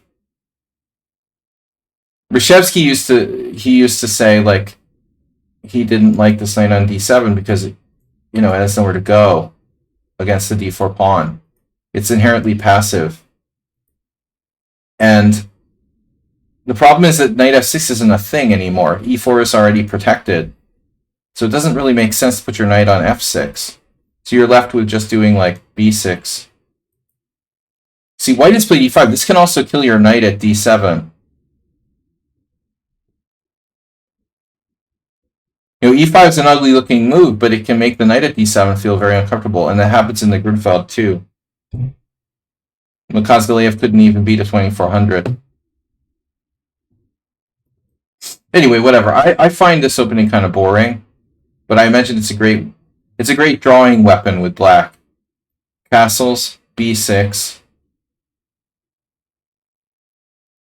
Yeah, Nodirbek Abdusattorov, he beat Sasha Rayetsky in 2018.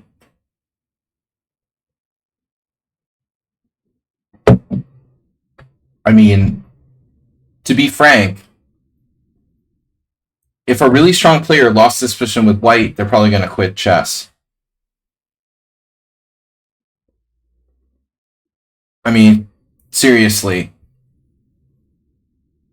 If it's like 2,700 plus players, I think anyone who loses with white here is going to A, either quit chess, or B, stop playing the white side of this line for the rest of his life. You don't lose this position with white.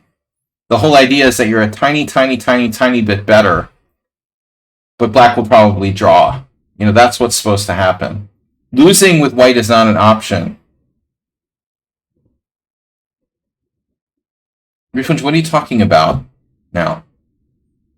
What are you talking about? What kind of 2,700 don't play this much? What do you mean? I'm sure they play the semi-towers more than like the 2100s do. That's like a stupid comment. It's a very grandmastery opening.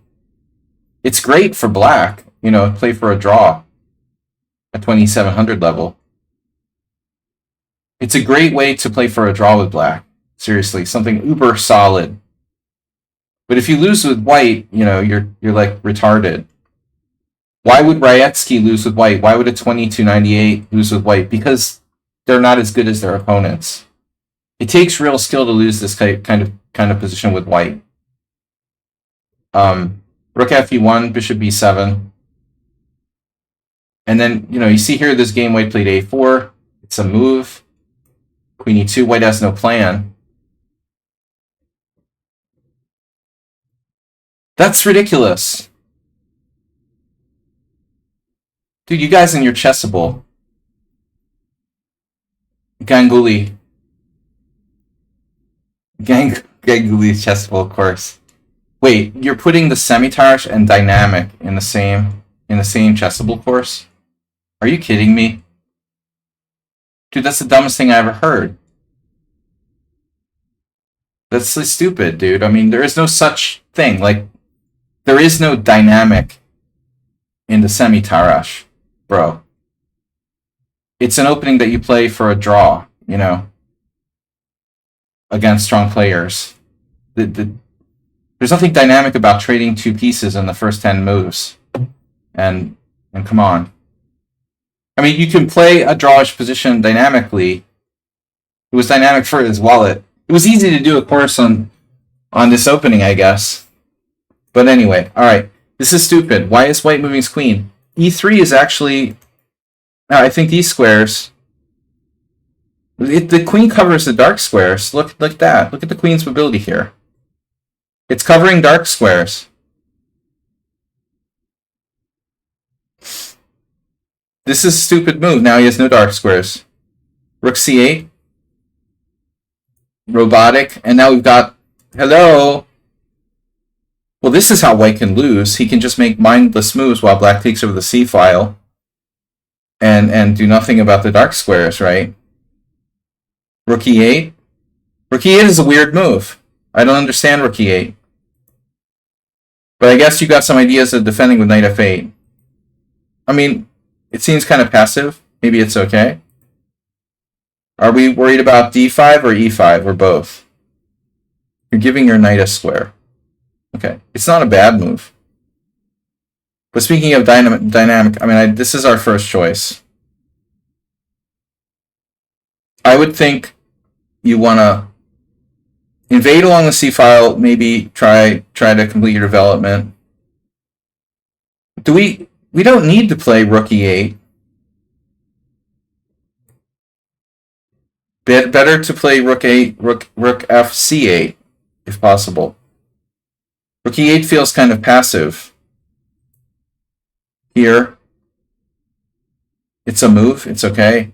And now that. Alright, so now the diagonal's open, and you may need to play knight f8 at some point. Black is still very, very solid. You're trying to discourage d5. Well, you did a good job. You did discourage d5.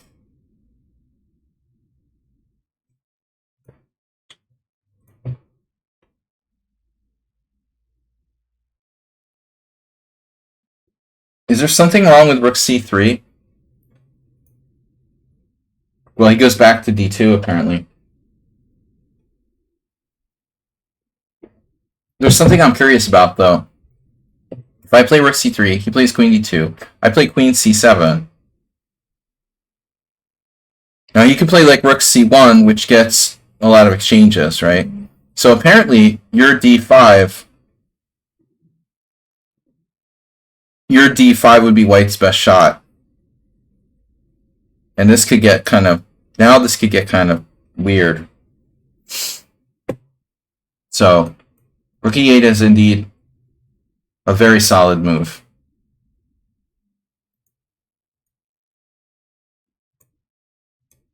And now this. Well, the problem is if you play knight f8, you could be seeing like h for h5, and your knight's feeling really stupid.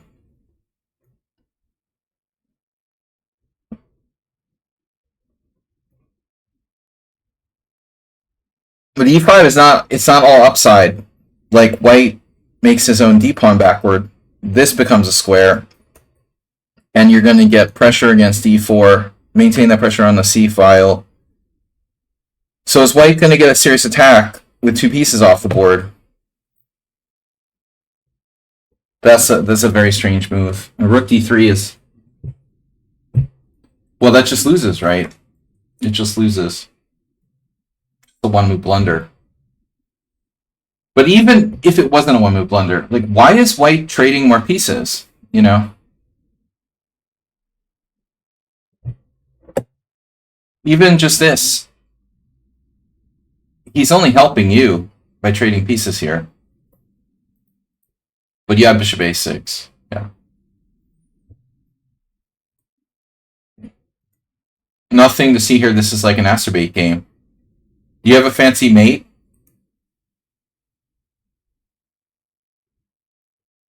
Every move gets a 0.1 evaluation. Oh! That's a fancy move. Knight c5 is an uber fancy move. I wouldn't do that. But I can see you being cautious here. Frankly, there's a huge danger of that knight coming into e4. If he gets his knight on e4, it could be kind of unpleasant. So go back one more move. You know, here. I mean, I never liked your rook on e8, but I like it even less now. And another thing, I think there's a case to be made for knight f8. You know, instead of playing g6. I know the knight sucks, but we're up a clear exchange. It sucks. It securely defends the king side. Yeah, I mean, because you're going to come here and you're going to liquidate on the c file at least the rooks, probably. So I would say like that might be better than doing g6. And here again, I think your priority should be trading pieces. Probably. It's kind of a cheapo. So he just takes. And now, I guess white should consider this. But, you know, he's probably lost no matter what. Yeah, there's nothing he can do now. I mean, he's down the exchange, and it's a bishop. You know, what's he going to do with that bishop? A knight might be good, where he could, like, stick it on e4. With a bishop, what's he going to do? Bishop e8 and attack your f7 pawn? Anyway, easy game. This was just white played badly, but you played great. You played fine. You know, I have no criticisms of your play, but, you know, again, white played extremely bad. All right. Badly. Adjective. Adverb, sorry, whatever. An adverb. So, grammar lessons. Oh, we got regular Rick versus blind Bill Blunder. This will be fun. This is going to be fun. We get out of that. London system. Look, Mr. Coffee's playing the Scimitar. Schieberspieler plays it. It's too solid for me. You know, I played the Petrov, which is pretty bad, but that trading two pieces early in opening. The Scimitar is popular with like Hungarian players, probably. I bet there's some Hungarian grandmasters who like it. But I like playing the white side. On my table is dynamic chess strategy, where Suba gives two games of different, you know, he gives different games where he played with white e3 and g3. Botvinnik played e3. I always play e3 because it keeps more tension in the position than e4. Which is more important, you know, the move that's objectively better or the move that keeps more pieces on the board and more tension. All right, so this is correspondence. No, this is blindfold. Is Yabatis still here? He uses it as an excuse to show us wins. I don't know. I don't think so. He shows a lot of games. Some of them, most of them are his. Isn't that what we all want to do? I like it though, but his books are disorganized. The worst is his Hedgehog book. The dude's very disorganized for a chess grandmaster. All right, so we're playing blindfold here.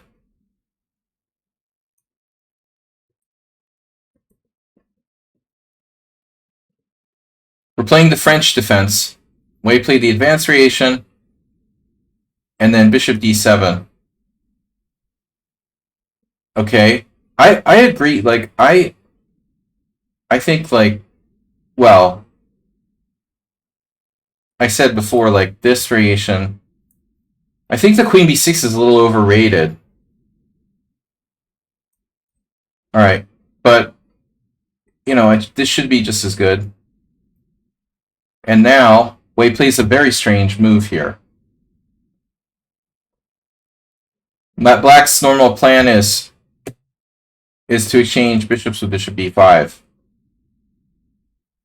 This was how I lost to Hikaru, the one time I lost to Hikaru in 2003. But that game, ironically, one of my only French defenses ever, I was hanging on until the very end, looking at it in retrospect. I didn't lose the game in the opening. But White plays a really strange move here. So, Black's plan is to play for bishop b5. And oftentimes White will play c4, changing the dynamic in the center. I guess it's kind of connected. If the white square bishop goes, then you don't have such a solid backbone to the white squares, or the white squares, and so c4 sort of makes some sense to disrupt black. But anyways, what I really want to focus on here is the fact that it's blindfold by black. This is Hjartarson's blindfold game. When he plays that, I'm like, what is that? That's weird. Huh.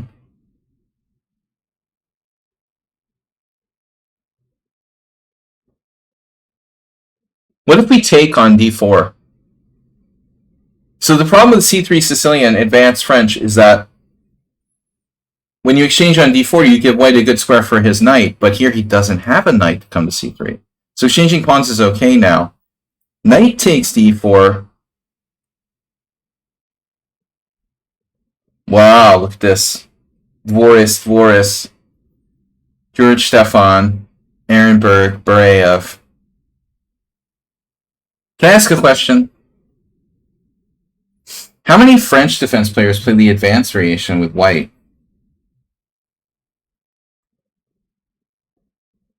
I wouldn't think that would be too common. Personally. That's interesting that Barayev would play the... He's a well-known French defense player. What happened to him, by the way? Is he, like, just retired? He, like, moved to Canada? He played for the Canadian Olympic team? He's not that old. He's, like, under 60. He was top 10 in the world, moved to Canada, and then played, like, one Olympics for Canada and then disappeared or something? Did he, like, fall into a snowbank and get drunk or something? I never met him, but he was, you know, literally top 10 in the world. Seemed to, that's where the Grandmasters go to die. Seriously, dude. He's just dropped off the planet. He's probably coaching 9-year-olds. Talk about overqualified. That's like Pramnik coaching half of India. I understand being like a chess coach, but if you're top 10 in the world, I think you're overqualified to be a coach, honestly. Alright, so you should probably take, but knight takes is interesting, isn't it? That makes more sense. It's a Sicilian now, right? It's like an e6 Sicilian. It could even transpose. So I can understand white doing that. I think he ought to do that. But anyways, alright, you play knight c6 now. Why did no one else play knight c6? Are we in trouble after pawn takes pawn? No, bishop takes, and queen e2 sucks. So at the end of the day, there's nothing wrong with knight c6, but there is this weird... Why does d takes c5 win 2 games? Holy shit. Milko Popchev. Popchev did something ridiculous against me, like, I was dumbfounded.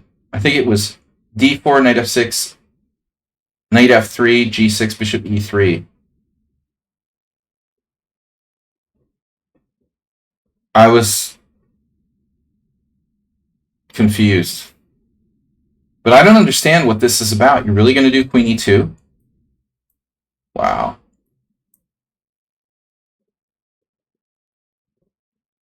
So the point is you have b4.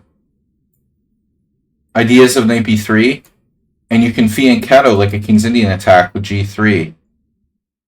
That's an interesting idea for white.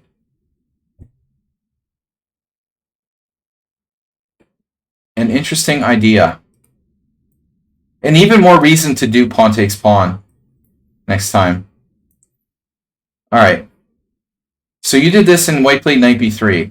No, he did bishop e2. Oh. Yeah, he does knight b3 on the next move, I guess. Yeah. So this is a blunder.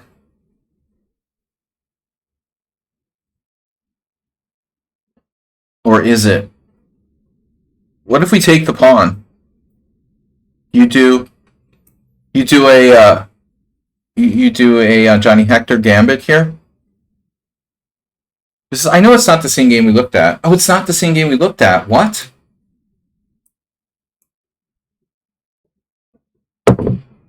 Yeah, someone should clip that.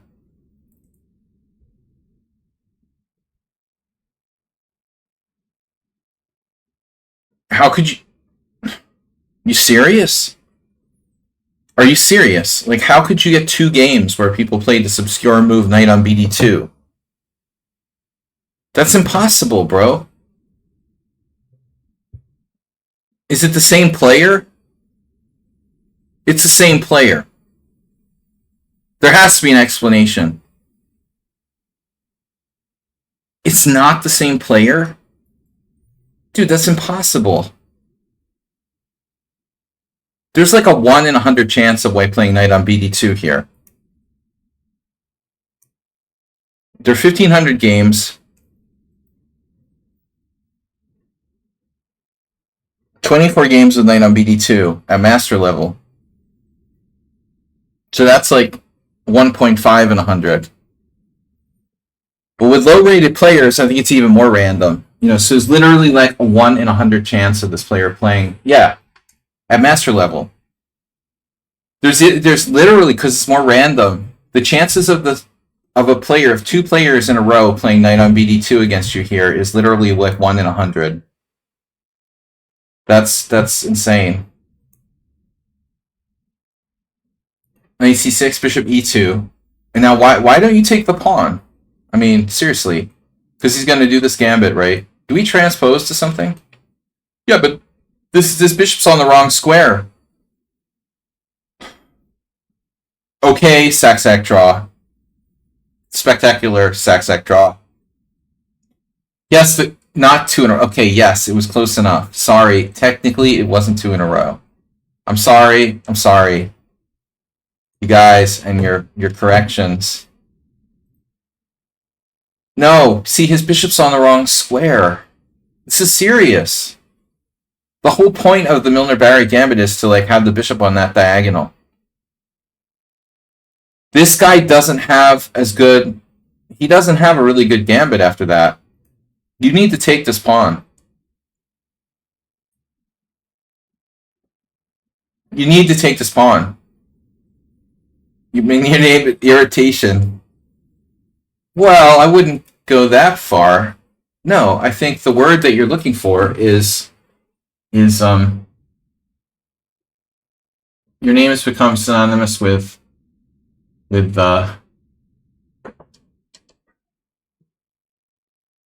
what's the word I'm looking for? When you don't agree.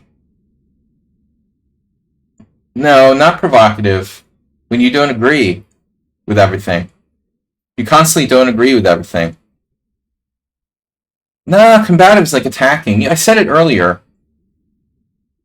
Contrary. No,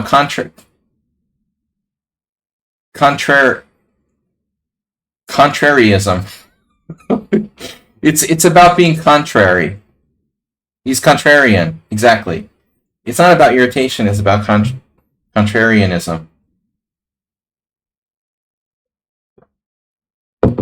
Disagreeable. It would be another way of putting it. Anyway, black should take the pawn, but he's playing blindfolded. Don't forget.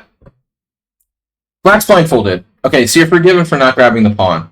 You played rook c8. This is a serious mistake, bro.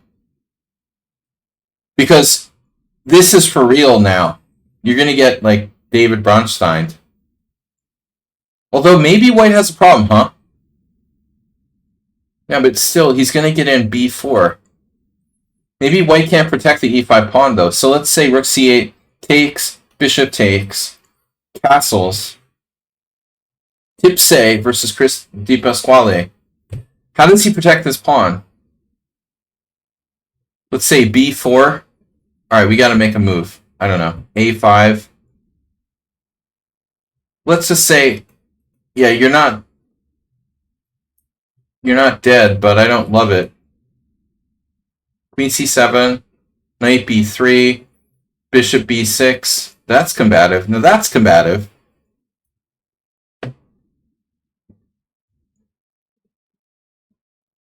Yeah, I don't like allowing this. You shouldn't do this. You know, you shouldn't let him do that. You should have taken or pushed c4. I don't like c4 either. I think you have to take, dude. You've been too too insistent on not releasing the tension here to a point where it's like ridiculous now. This is really getting out of control. I mean, you need to take this pawn. This is a free pawn where white doesn't have enough compensation. Now it's actually backfiring. Now the guy does the same thing as the other guy, and now you took. All right. So in the other game he had, he did this. And, you know, I don't love this move because obviously it's not permanent. I mean, white can move the knight and then attack us. But if we take,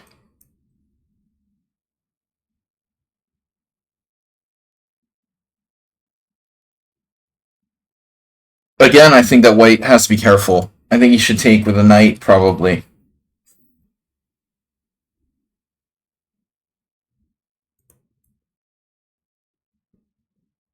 You're just anti-taking.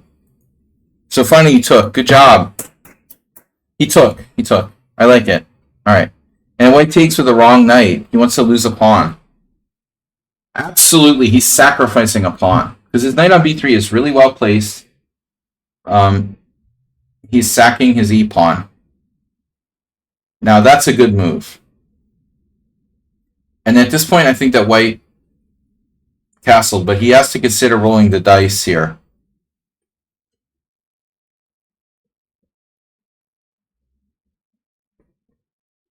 The Chessic dice.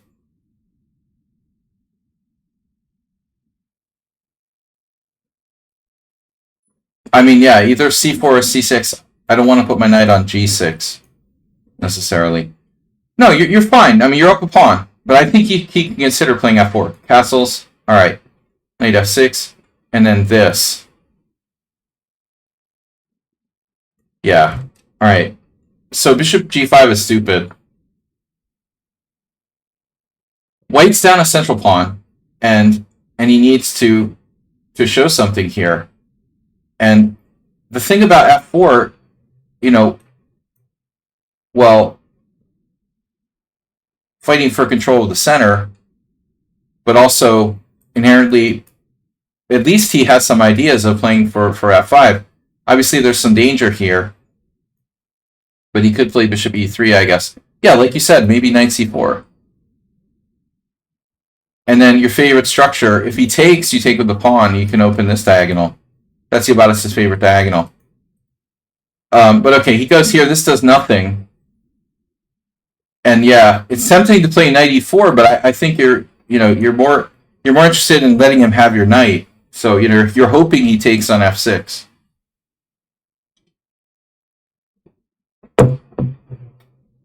Yeah, the guy like falls for it. Oh no, my knight. Oh no, my pawn structure. I'm foreseeing like king d8, king c7, king b8 in your future, or just leave your king on e7. Bishop takes f6 it's an atrocity. There's a really good Richter Rouser you have now. Speaking of the Richter Rouser, he played bishop h5. But look at that center. What a center you've got. So here's where we have to decide where to put our king. Castle kingside, king e7, or queenside, elephant walk with king d8, king c7, king b8. They're all good. But here you played, I mean, in my view, like a weird move.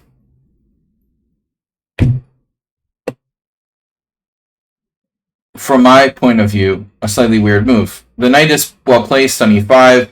I wouldn't move it. I would, you know, probably play this. But I guess you figured f4 is coming anyway. But honestly, I'm not afraid of anything really here. It looks like white is just in a bad position. So you play knight g6 voluntarily, and then white should probably, white should probably play g3, but I think white is down a clear pawn. without enough compensation. And he's also missing his dark square bishop. I don't know where it is, but it's not on the board. So, plays this. Okay, this move makes some sense. He has f5 square. We're not going to play e5. Your opponent is attacking f6 and hoping like you play e5 or something.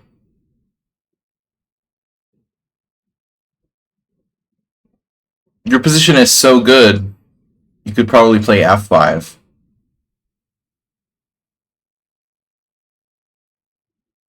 And just dare him to sack a piece unsoundly or something.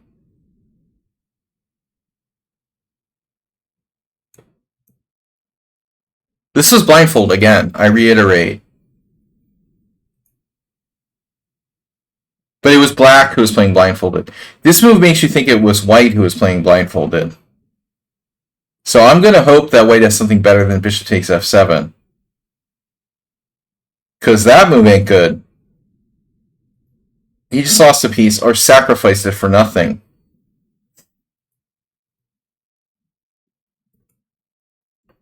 And this is just not a good idea. I don't think you should play e5 here. Your position is so winning. And it's like he really has almost no threats.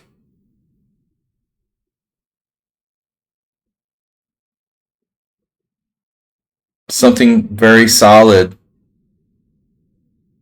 for black, anything. But not this. You're allowing him to take on e5, or rather d5 with check here. I don't see that as being, I don't see this as being a good idea, and I don't love this either. Either way, you're weakening your white squares. I don't think you should. Here, e4. And now white should move his queen to h5 or something.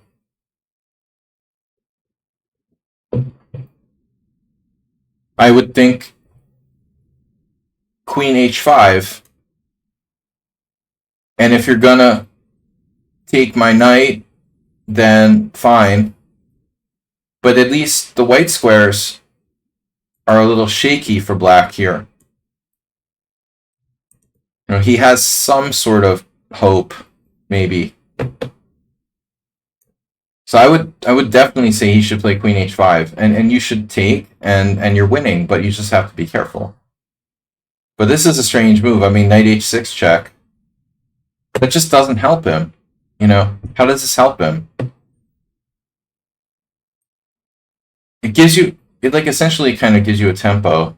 It also forces your king to a safe square. Here. Yeah, now he can't take on d5 because he drops his knight.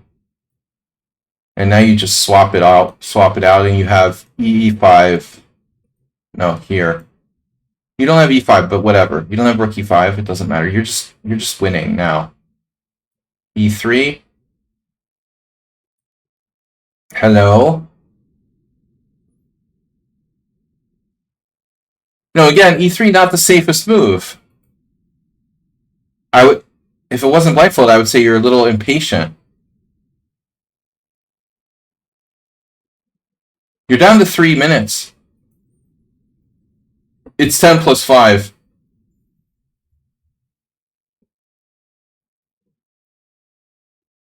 You've got a very strong pawn on e4.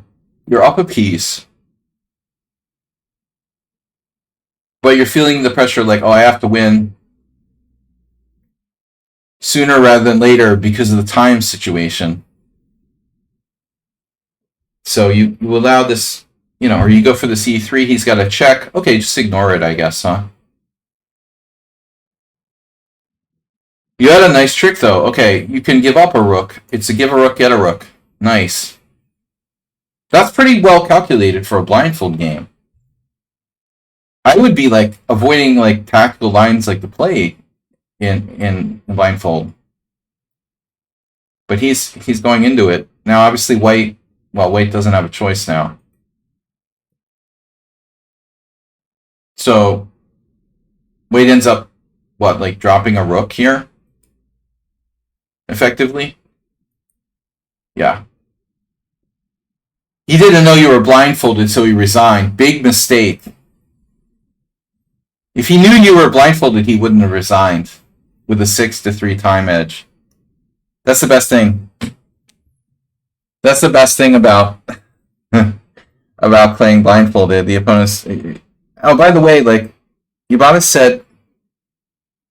said he thinks because of his handle, people think he's blindfolded. I don't think that most people are gonna make that connection. I would say like maybe 20% of your opponents. Unless you post it in your notes to the account, that you're playing blindfolded, which I think would be a big mistake because it gives people a huge edge.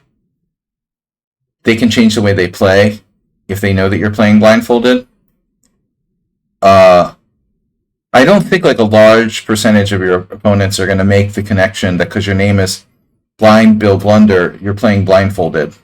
I think they're either thinking like you have bad vision or it's just a funny name. Yeah, exactly. It's just, yeah. See, Sax-like draw is not being contrarian. I like you better when you're not contrarian. We need a good contrarian, though. And unlike some people, Sax-like draw stays on the topic of chess, which is good. Alright, this Hjartarsson game is just a filler. I'm not going to do that unless we have extra time. Did I miss any submissions? No. Alright, so we got... Did I miss somebody? Sun Prism, Bill Blunder. This is Dragon Benoni. This is funny.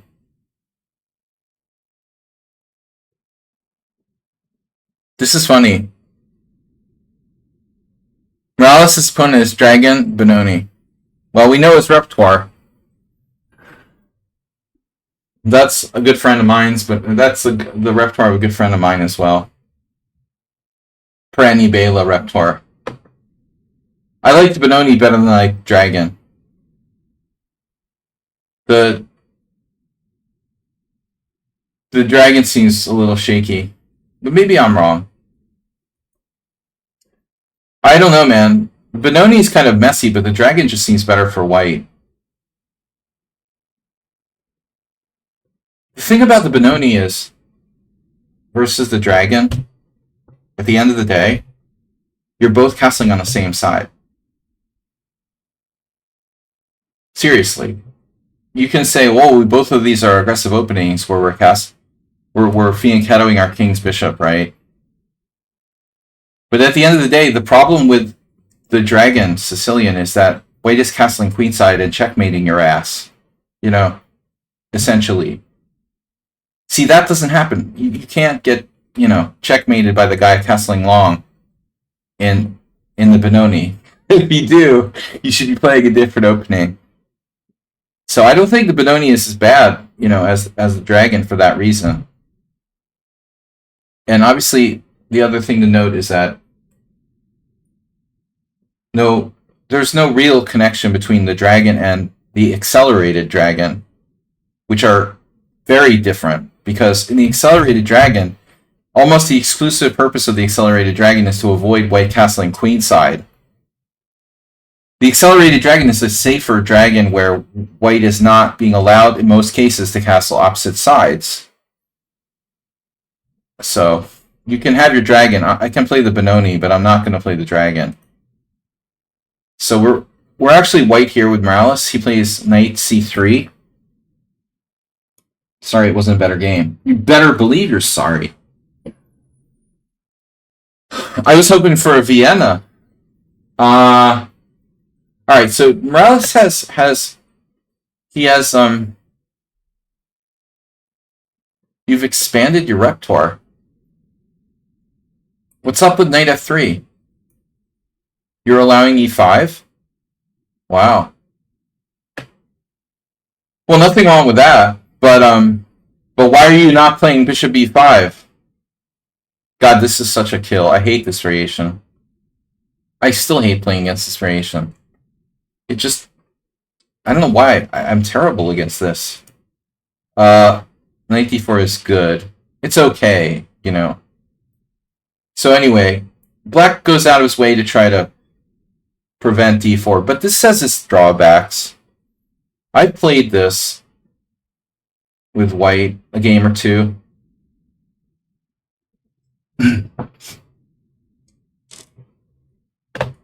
I think I played it, you know, before I left Boston, back in the early 2000s, around 99, 2000, 2001. I played a couple of games. This was fashionable for a little while. Have you tried the E6 structures? The wall. That's Pink Floyd's favorite variation. And Donald Trump. You build a wall. By the way, sac draw. Why do I get sac draw confused with Sun Prism? Sac draw talks more than Sun Prism. They're not even like similar. The names.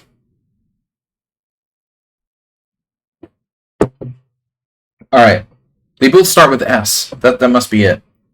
Ray Gun fan club. Ray Gun. Ray Gordon. All right. Anyway, yeah. I mean, E6 against Rosslimo is fine, but you can't do it here. You know, this is not a normal Rosslimo. I mean, you can do it, but this is not a normal Rosslimo. The problem is F4. See, they're going to play a hybrid Rosslimo Grand Prix attack if you're not careful. So E6 isn't good here. This is a disaster.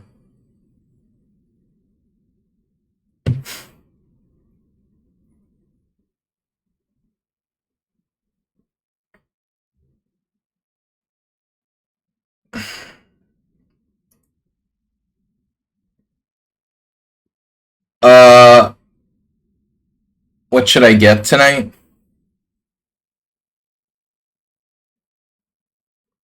Vodka Red Bull. No, I don't know, man. Beer? You want to have beer? You didn't drink beer in 2 weeks, so you could drink a beer? That's a weird strategy.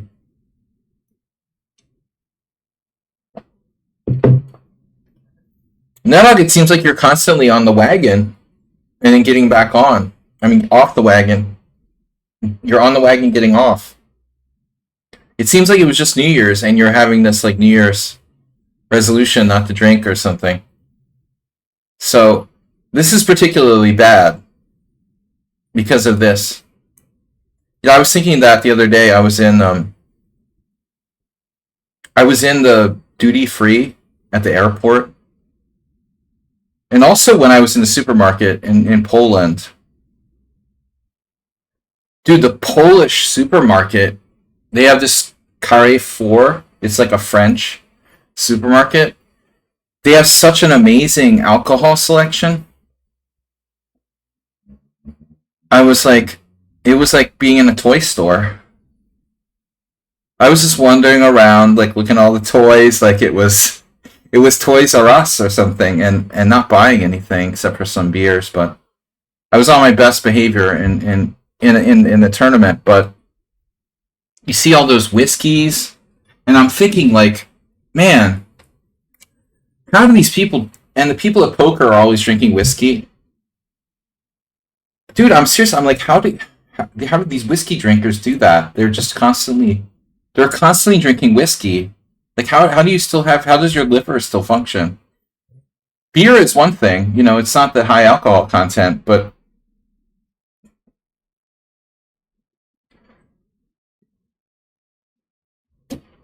I don't know. I can't be like buying whiskey. The worst is bad whiskey. Like I was at poker the other day, and someone offered me a whiskey, and they claimed, and I like this. Okay, you're at a poker game, someone offers you a whiskey, you're like, okay, fine, whatever, I'll be social. And then you pick up the glass of whiskey and you take a sip of it, and it tastes like formaldehyde. And you're like, okay, that's got to be like Johnny Walker.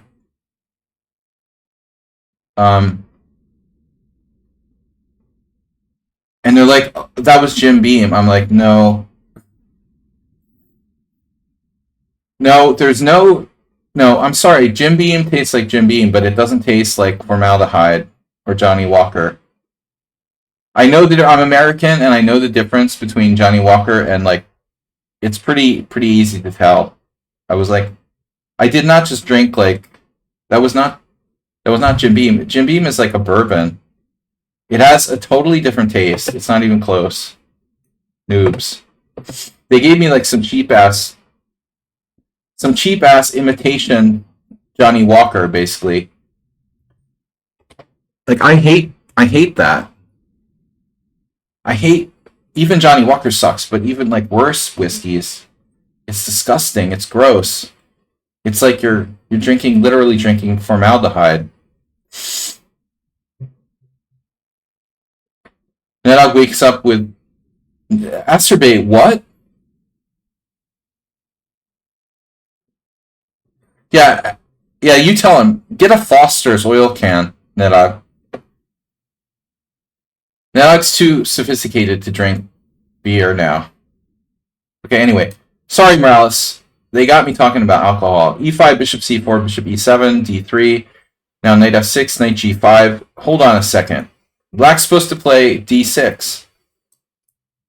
I thought. That's funny, though. Morales gets an opponent whose name is Dragon Benoni, okay? If you have an opponent whose name is Dragon Benoni, the first thing you're like, I'm going to play either the Rossalimo or, like, the Trompowski, right? It's such a tell. If you play Dragon Benoni, the guy, like, clearly likes open positions, so this is a perfect line. Heineken's just awful. I didn't have it. No. Antonio, no. I didn't try an Amaro.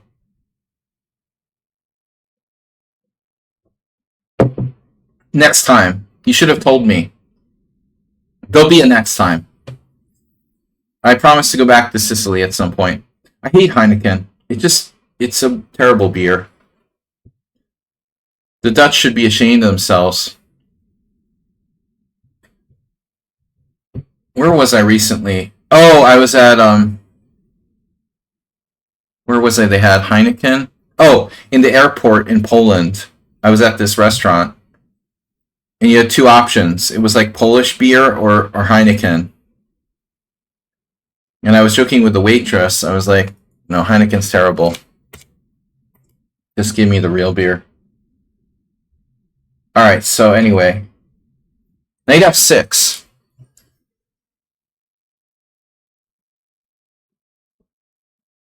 Wait a second here. So the point is, Black's supposed to play d6, and then White plays knight g5.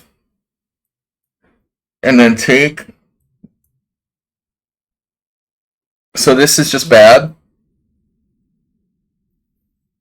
God, I didn't even know this.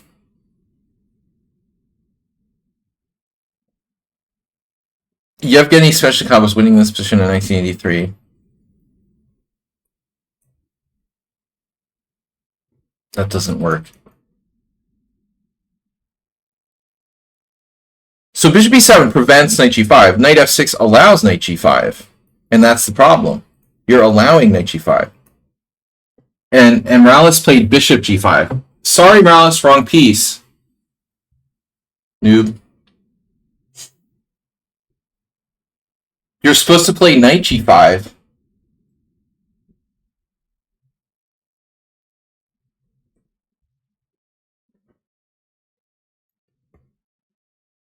Just no comment. I think we need a new moderator. Good thing Bob is gone. Bob's favorite topic. When he's not trying to provoke me. When he's not trying to provoke me with some political shit, go fully with the perverse sexual commentary. Yeah, I don't want Astrobate to be a moderator, but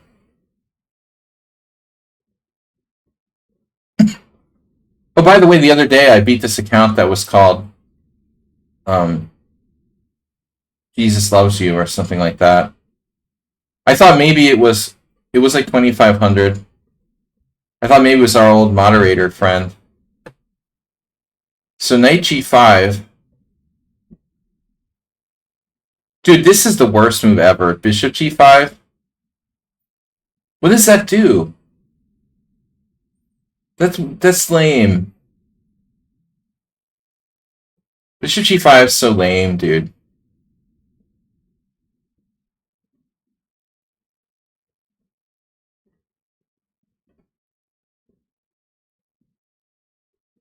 Okay, so the plan is to like trade the bishop and have good white square control of d5. So what's the deal with knight g5? Knight g5 is the correct move. Then castles, and I remember this, f4. What I didn't know is there's some nutcases here who play h4. Dubov. Oh no, Dubov. Now this, we call this the Dubov variation. No, I like Dubov. He's creative, but I don't want to name lines in the semi-Slav after Dubov. Okay, that's sound. Yeah, I get it. You know, actually, sorry guys. When you think about it, Morales plays the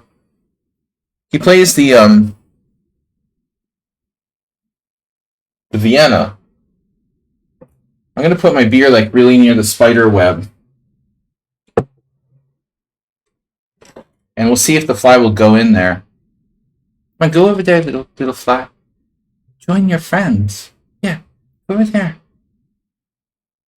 Shelley Duvall died, Nedog. You have to have like a shining rendition for Shelley Duvall. Wendy? Wendy? Anyway, next time, knight g5. Alright, bishop g5, lame. Castles, lame. And so you got what? You know? You got what? You got good control of d5, but... And what? What are you going to do with it? You know? It's a big fat draw. Ivan Chuk, Kasimjanov draw, and then like a bunch of correspondence games that were all draws.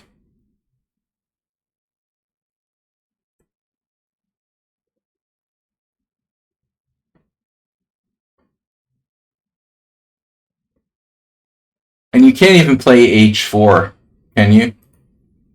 Someone did it. There are 3 games of the h4.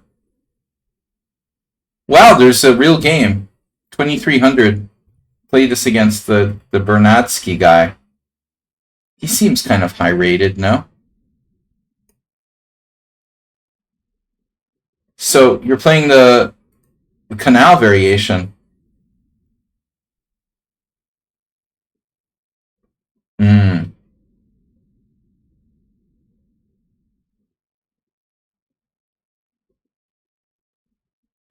Okay. This is interesting. Like, what... I mean, White's position is very safe, Morales, but you have... And you could beat some kind of noobs. But you're never going to beat John Nunn or some kind of, like, really strong player. You're going to win, like, 0% of the time. Probably draw, like, 90% and lose 10% or something where, you know, Black slowly outplays you. But... what do we do against Bishop g4? Maybe knight e3? Bishop g4, why are there no games to Bishop g4? It looks like the kind of move that people would play. Actually, h3, bishop takes f3. I guess the problem is h3, yeah. And objectively, Black should play bishop takes f3 or go back.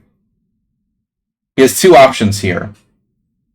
You either take or you go back and say, okay, I fucked up. I didn't mean to put my bishop on g4.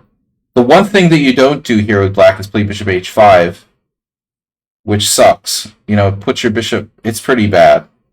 Now your bishop is like shut out of the game forever. This is literally the only way to screw up here. That's bad. That's handicapped now. It's on the short bus. That bishop has cognitive decline. We need to talk that bishop into resigning. I agree. It's very bad. Well, you don't have to play g4 right away. It's interesting if you think about it. You might, it's like 3-0 game or whatever, yeah. But actually, there's no obligation. Money back guarantee. No obligation to play g4 right away. The damage is done. I think the guy's bishop is shut out. Though again, you probably don't want to give him a second chance to take this. Okay, so here. Now what? Well, now h4. Yeah.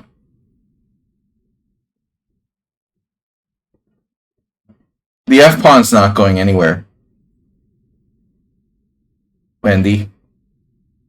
Little Shelley Duvall. Your f-pawn's not going anywhere, Wendy. Go check it out. Check out the f-pawn. Check out the f-pawn, Wendy. Nice bishop, Wendy. h4. Oops. Yeah, this is tragic. And now h5. I can't blame him for playing h5. And now Space Invaders. Oof. Alright. Now we need to make sure the Simmobile is not operational, first of all. And then we can maybe even think about something like knight h2, knight f1, knight g3. I want to pick off the h-pawn. We can pick off the h-pawn. Yeah. See? Exactly. Nice. And black had no clue what they were doing. He's playing the dragon Benoni. And now, you might just want to come back. Of course, there's no obligation. Money back guarantee again. Call now.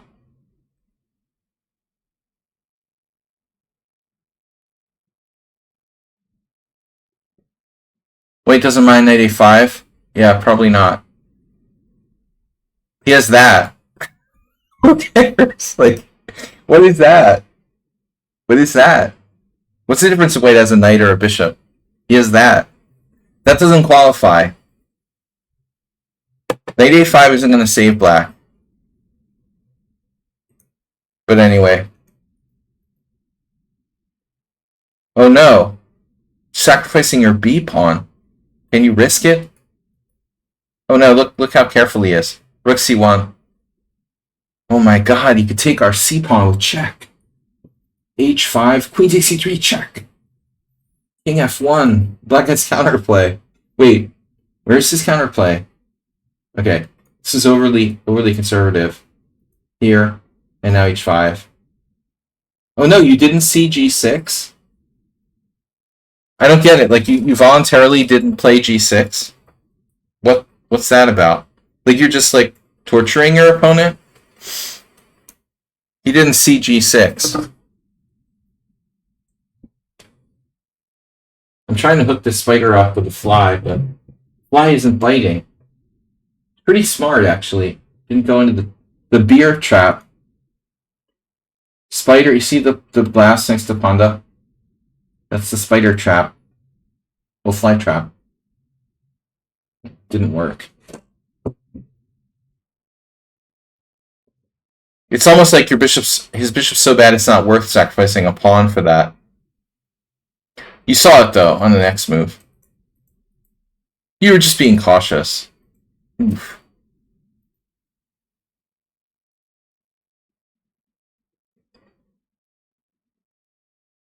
This is so perverse. Cruel. It's cruel. Cruel and unusual punishment. Alright, man. So then I got a game from a non-subscriber Ad Adil Riaz. That's our Swiss trophy. Cute little puppy or whatever. Sorry, not Adil Riaz. It's our Swiss trophy. My bad. That's not you. That's the opponent. Yeah. Well, I mean, I normally don't do game subscriptions, game analysis for non-subscribers, but we don't have enough games today anyway, so I'm just gonna throw this out there. Oh!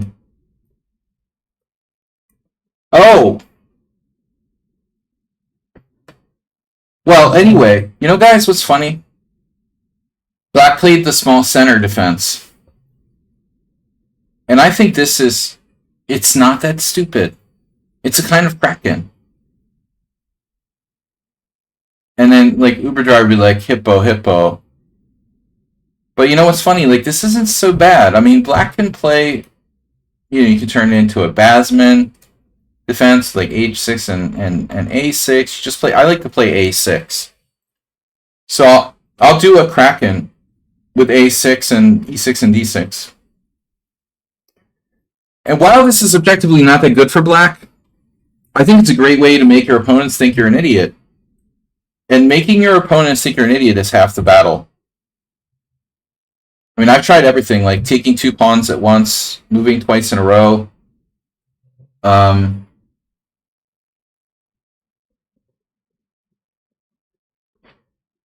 playing something like this for Black is definitely, you know, it's worked for a lot of people. You get those people who just resign because they're like, oh, you're a moron.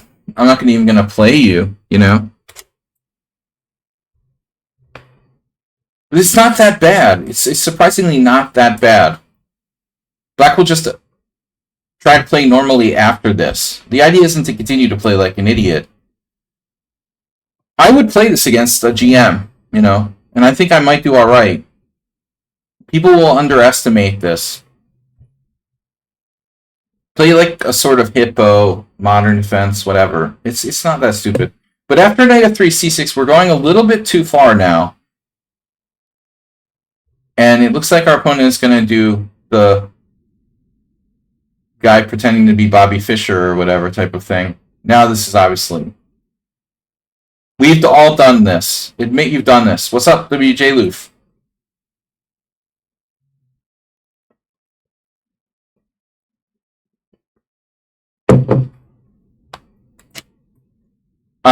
It's like a test to see how many pawns you can get on the 6th rank.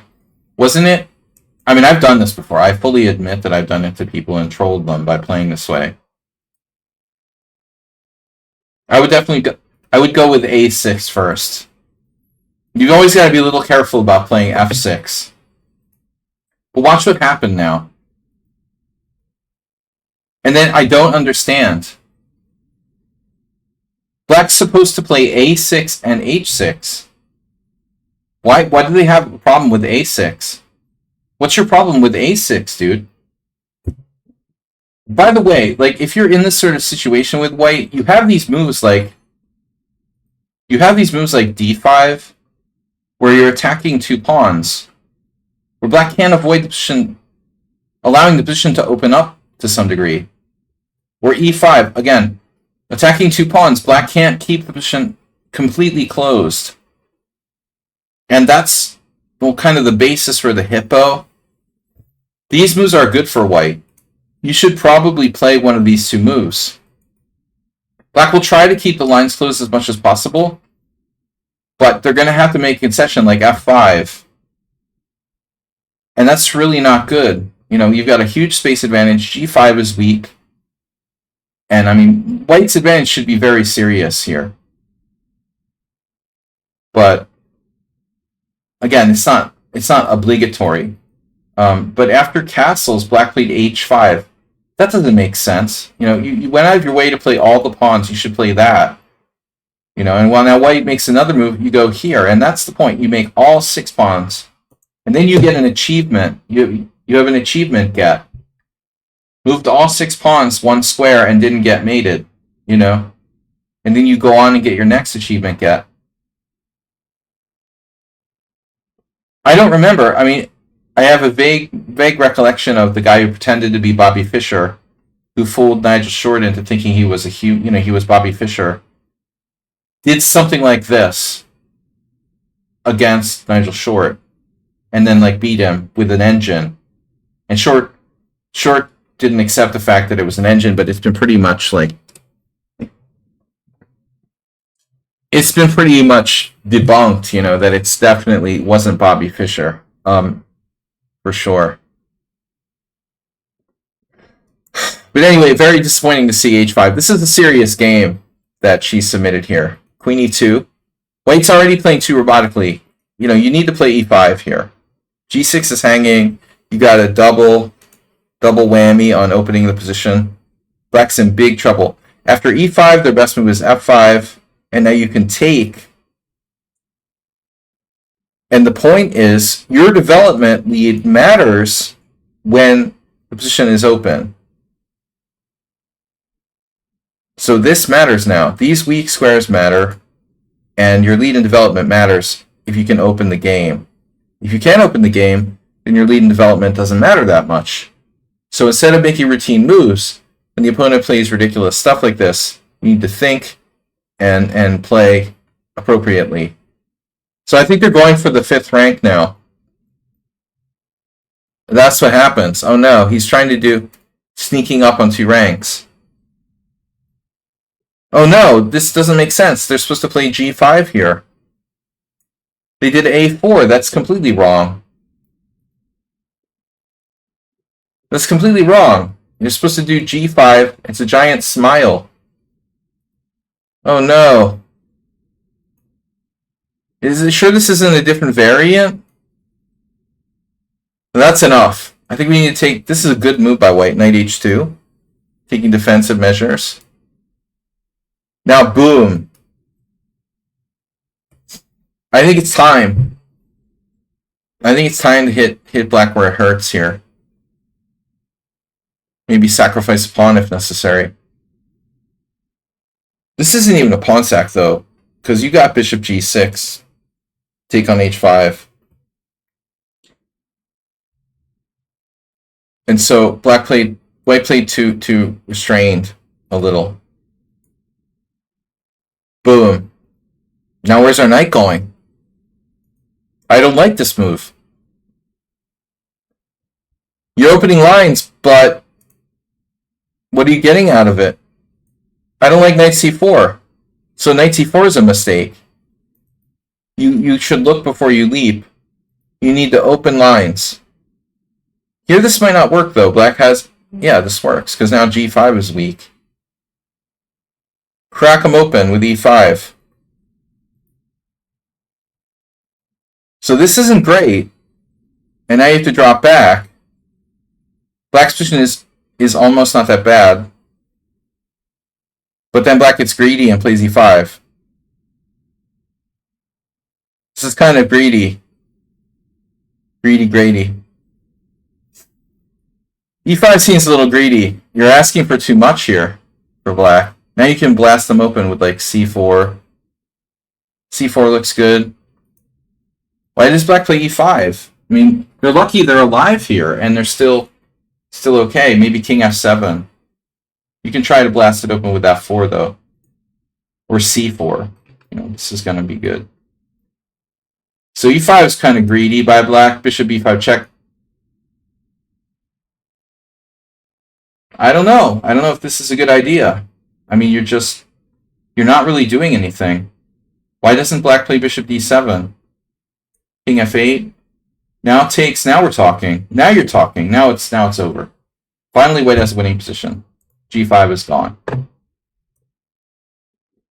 And she should just take here. But did this. Which, that's good too, but not as good.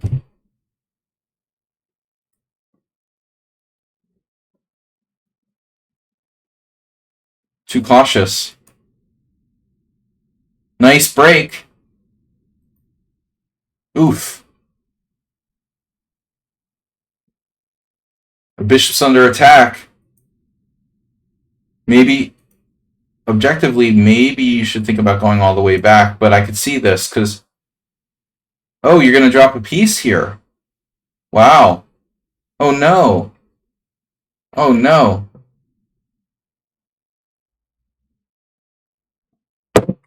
Man, you have a really good move. Actually, there's a trick. If you play bishop d4, black has knight f5. So that's weird. I don't know if it's good or not. The other thing I was thinking after this, could we, yeah, we could just take here. That's a good idea.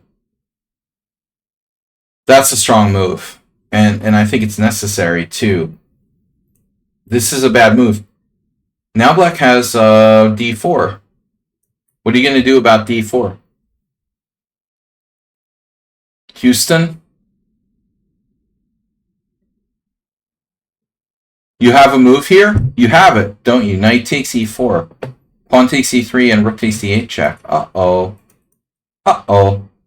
You have that. Maybe black saw it. Unbelievable. What about knight f5? That's illegal. Wow.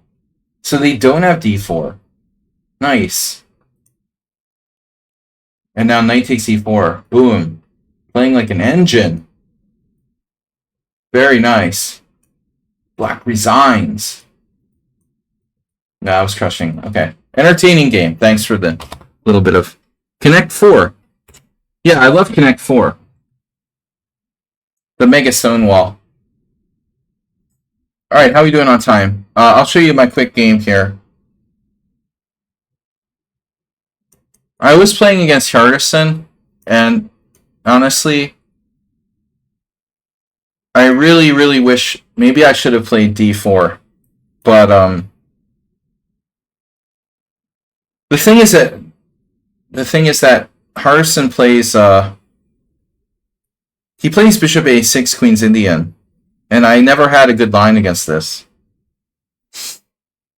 So I'd have to like relearn how to play the white side of the bishop a6, queen's Indian if I'm going to be white, because my queen a4 sort of sucks. This line isn't really dangerous. So I didn't have enough time to prepare. I played g3, c5, bishop g2, bishop e7, castles, and now I was hoping he would play e6, which he has before. But playing for a win... It's funny, if you took our match in the last round against Iceland, and you went and put it on paper, honestly,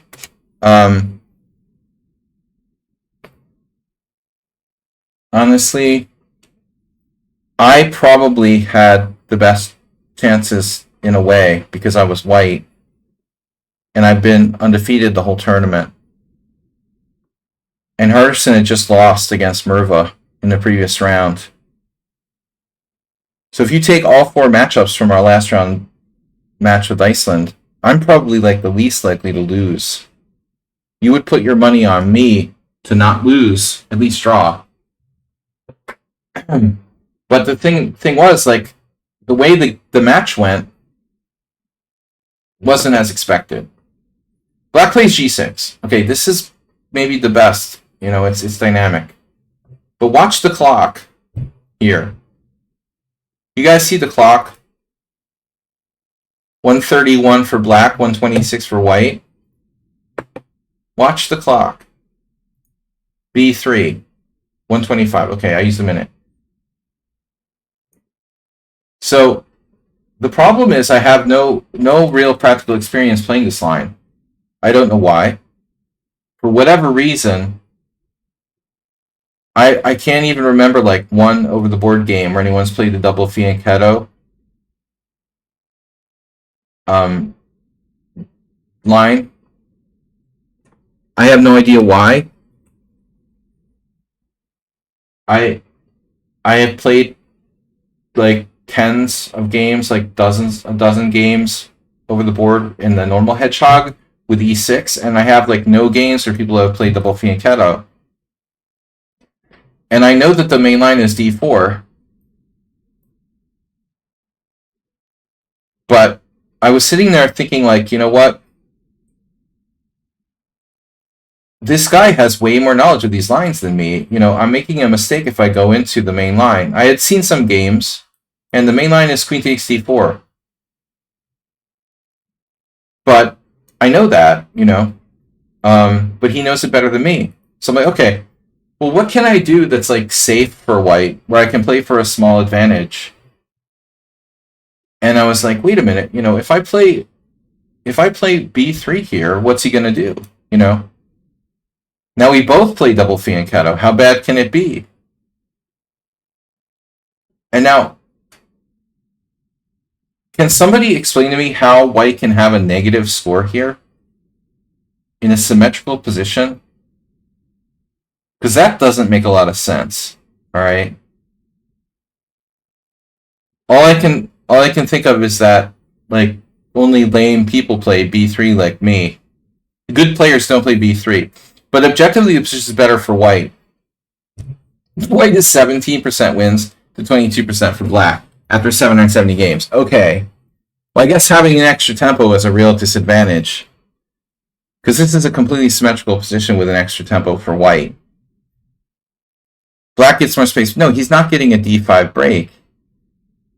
That's one of the number one reasons why I played b3, dude. He's not getting a d5 break. He can't play d5 now. I mean, he can play it apparently, but I can't believe it's good. Tal played this. The thing is, he can't take with a knight, can he? Tal played this. Swat played it. People have played it. Assman played it. Tal, Svitan, former world junior champion, Swat Adalik, and Assman have all played this. But I don't get it. I guess you take with the queen. Okay, so you take with the queen. You can take with the queen. Ah, this is the trick. You don't take with anything. You can't take with... you can't... Well, you can take with the queen. That's interesting. You can play d5. So it's like a trick. You got in d5. You play bishop g7. Yeah, Assman played in Budapest once.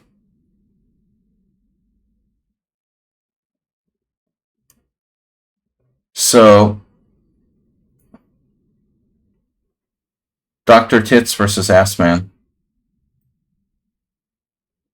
They were fighting. They were fighting over which they liked better. It was ridiculous. But anyways, whatever. Okay, so I played this move. Check my clock. Bishop g7, bishop b2, castles, and now, okay, yeah, I'm not here to play passively. I'm going to play d4. Now I'm down to 123. C takes c4. And finally, okay, the score is favorable for white. Queen takes d4. But now I've wasted 10 minutes. My 10 of my 90 minutes to play like a standard position. All right. Hjartarsson can play knight c6 here, but he plays d6. Knight c3. Knight on bd7. And now I'm like, what the hell do I do? I'm literally like, what the hell do I do? Because I wasted... Here's where I really started wasting time.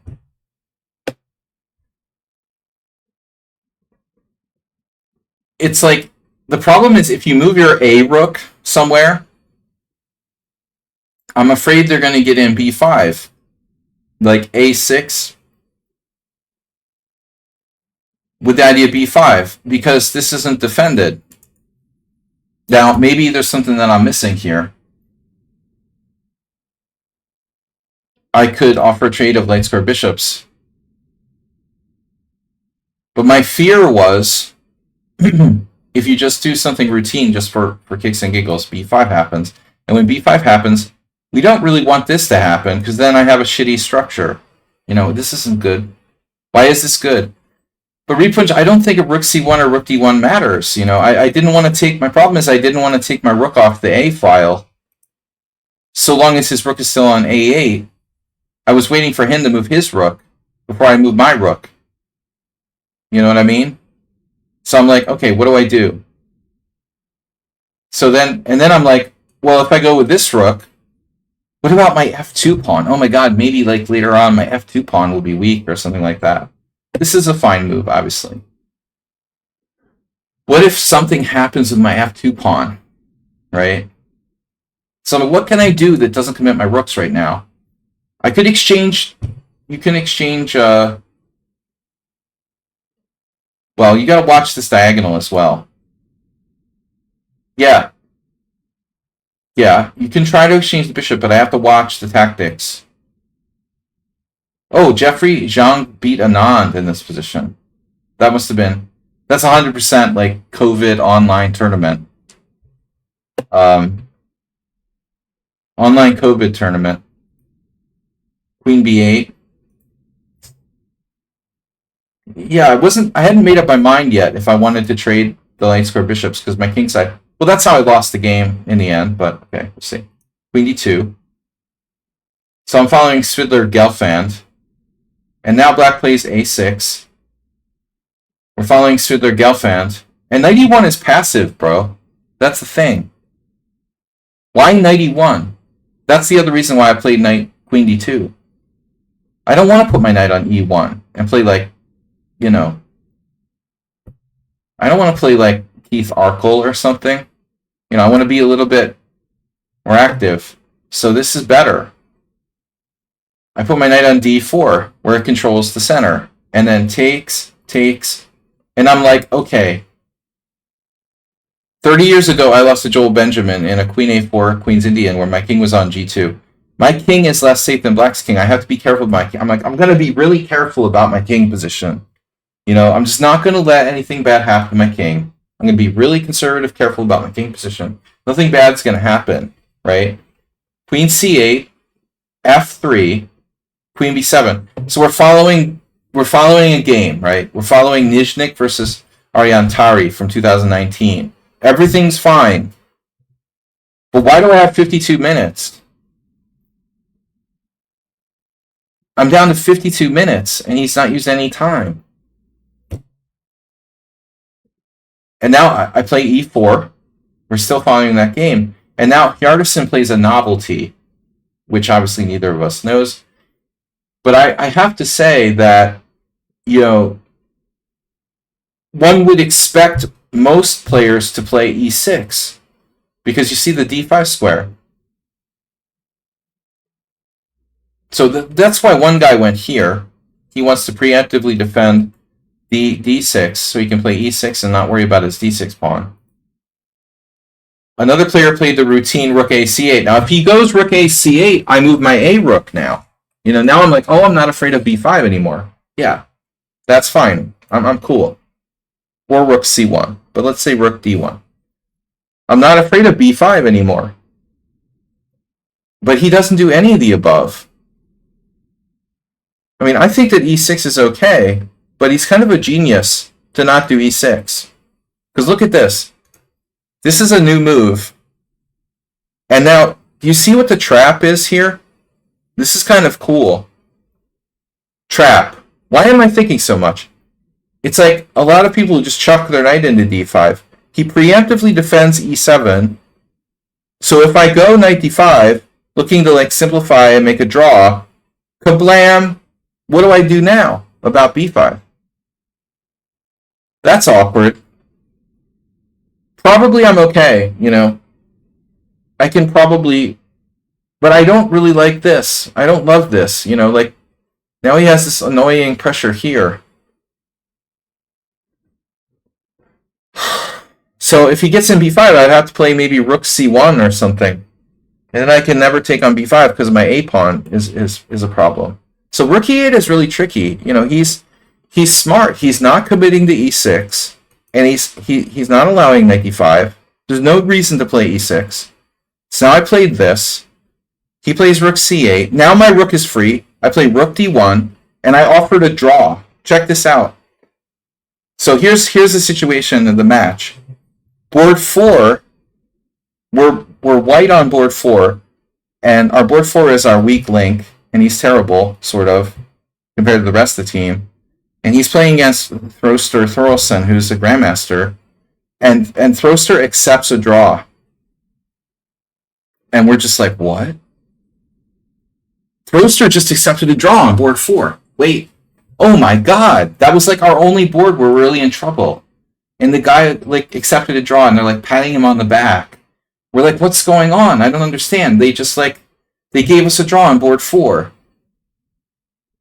And on board 1, I look to my left and like, we're winning against Helgi. Helgi's like losing. He's caught in some kind of opening prep. And then board 3 is very solid. So all you need to do is draw and we win the match. And I offered a draw here. And he plays h5. I mean, white is a tiny bit better. Like, look at the engine.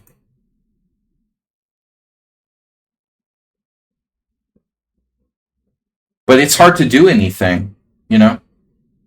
What do I do? I'm better, but it's the hedgehog. You know, that's the problem with the hedgehog. You're better, but, you know, the onus is on you to do something. I have to not do anything. You know? So I offered a draw. And what did he do? Yeah, he played the move almost instantly. He played, yeah, he gets 30-second increment. He played this move. It's impossible. That doesn't even make sense. So I make my move, right? I offered a draw. And now watch this. So he's 126.38. He makes his move. He has 123.58. And then, boom. Okay, so he used exactly 30 seconds. No. He has 123.58. Now he has 123.31. So he got 30 seconds. Yeah, he basically used like 30 seconds to decline my draw. And then he plays h5, maybe the most provocative move on the board. And this is where I made one of 2 devastating mistakes in this position. And then my teammate, Mark Ginsburg, who's the second most like dogmatic player I know next to Uber driver, suggested, of course, why don't I play h4? Well, if I play h4, then he can like stick a knight on e5 forever, because I can never ever play f4 without allowing his knight to come into g4. So he has like perma knight on e5. And I was like, I'm not going to do that. There's no way I'm going to like stop h4 with h4 and let him like stick a knight on there and then let him ever like come in here. So that's not happening. So the question is, what should white do? Right? Grandmaster declines your draw. You know you're a tiny bit better, but what do you do? So it's like a trick question. You have less time. What I should have done was not moved any pawns, obviously. Again, if I do knight d5, he's going to hit me with this. Now, I was probably fine. There's some ways I could be fine, but I don't want to allow b5. But what is black threatening? You know, and I think that black's not threatening anything. See, that's the thing. He's refused to play e6, but without e6, he can't play for d5. b5 is under control. So I should have just like gone here. Probably just queen e2. And I think eventually he would probably play e6. And we'll have to decide what to do about the d5 thing. But it's very complicated. Ironically, now knight c2 is a good move. But watch what happened. Okay, I'm such a moron, you know. I knew I didn't want to play h4, and I thought, oh, I'll just do h3. Because I have a dark square bishop. And my pawns should be, if they're anywhere, should probably be on light squares. So I thought, okay, it's fine. If he tries to play h4, it's no problem. I have g4. What could possibly go wrong? I mean, I know he might do this, but I have, you know, bishop h6, g5. I didn't think that anything could go wrong. I play h3, stupid move. Black plays knight c5, and now look at my clock again. It's 38 minutes to a minute and 15. He's only used 15 minutes. And here I just completely... No, not yet. Queen e2 is a good move, right? Maybe. But I'm not sure. Well, anyway, I'm clamping down on this. And I'm just solidifying e4. I'm also, you know, if bishop h6, I'm out of the way. I play queen e2. And now he plays king h7, just a waiting move. But I'm thinking, okay, is he going to try to do this? Big deal. You know, whatever. Okay. Is he going to play... So he's not really threatening h4. Is he threatening h4? If I do, I don't know, king h2 or something, is he going to do h4? And then I go here, and what? You know, what are you going to do to me? You got nothing. You know, you got nothing. You can do this, but this isn't really better for either side. If anything, white has more space. I could even play bishop c1. Whatever, you know. I'm probably better here. But I did the worst thing ever. I totally missed the point. I just started to think about possible plans for me and forgot about him, you know, so I did this. And then, you know, my idea obviously is 93. This is a dangerous move, though. I mean, I'm making it easier for black to play b5, but I calculated this. I could just take.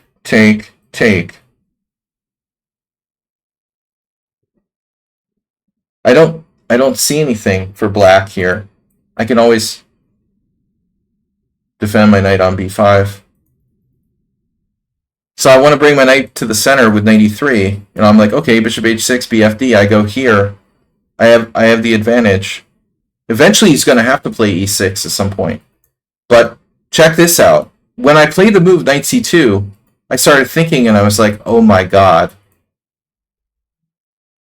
h4 wasn't a problem till now, and now it's a problem.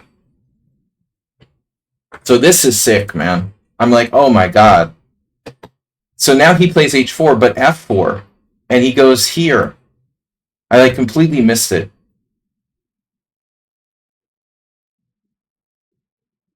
And it's a disaster for white. I'm like almost lost. Like, I'm not going to weaken my king side. Yeah, g4, knight e6, and now what do you do about that? That's a nice knight you've got there. So I'm panicking and I'm getting low on time. I find this. If he checks me, I put my king in h2. It's not over, right? And now he plays b5. Right? Okay. And then I realized, okay, his h-pawn's hanging with check. Takes, check, king g8. Nice pawn sack, bro. He got in b5, and now what am I going to do? I mean, maybe I should think about taking. Seriously. This doesn't look good. I'm -1. Look at my king side. What happened here? What happened? What happened? What did I do? He sacked a pawn with check. And look at my king side. It's a vacuum. What did I do? So I'm like, oh no, it's okay. It's okay. Yeah. I'm just like, it's okay. It's okay. You can have my c-pawn. I play bishop c1.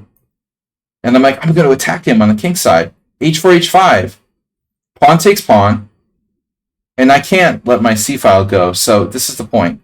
He's trying to play knight c5. I go here. There's no knight c5. There's no knight f4. You're not getting a knight on d3. Everything's protected. So watch this. a5. Now he opens another line. a3. Takes. Rook a8. But guess what?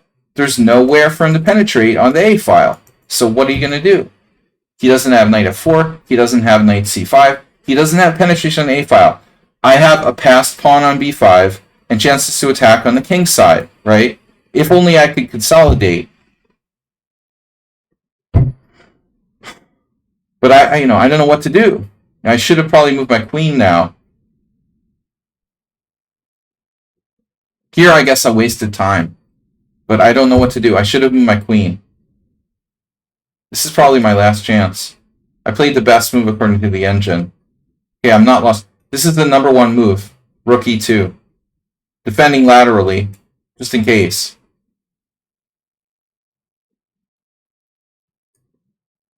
Watch this. Maybe he was using an engine. What he does next. Look what happened next. Knight c7. This is high level, dude. It's high level. Knight c7. Because the plan is he has a passed pawn. He's going to eliminate the blockader with knight b5. And if I only had like 2 moves for free or something, I could start to attack him on the king side. I played queen e1. I'm threatening maybe h4, h5.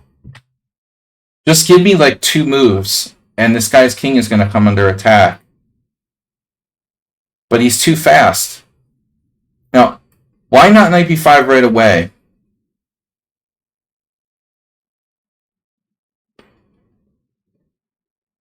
I don't know. He could have played knight d5 right away, knight b5 right away. I'm not quite sure why he didn't play it. I'm not exactly sure. But he played this first, which gives him this and this. It's really nasty. So now, it's not enough that I played h3 and g4, because I wasn't going to weaken my king side in this game. Now I have to play f4, weakening like the long diagonal here, to stop him from playing knight e5. It's like, what am I doing? This is horrible. You know, my queen is protecting the knight, obviously. And now knight b5. And I'm all overextended. I'm all overextended. How did my pawns get here? What did he do? What did he do? How did he get my pawns there? Why are my pawns there? Knight takes b5, queen takes b5. And check the evaluation now. Look at his king. His king is there with these pawns. It's like all safe and shit. And my king is like, look at this. Like some sort of vacuum sucked my pawns forward. Like, offer a draw. I already tried that. I have 8 minutes left. And it's still, the computer thinks I'm hanging on. Shit. Yeah, here I guess I didn't sense the urgency, but I should have played h4.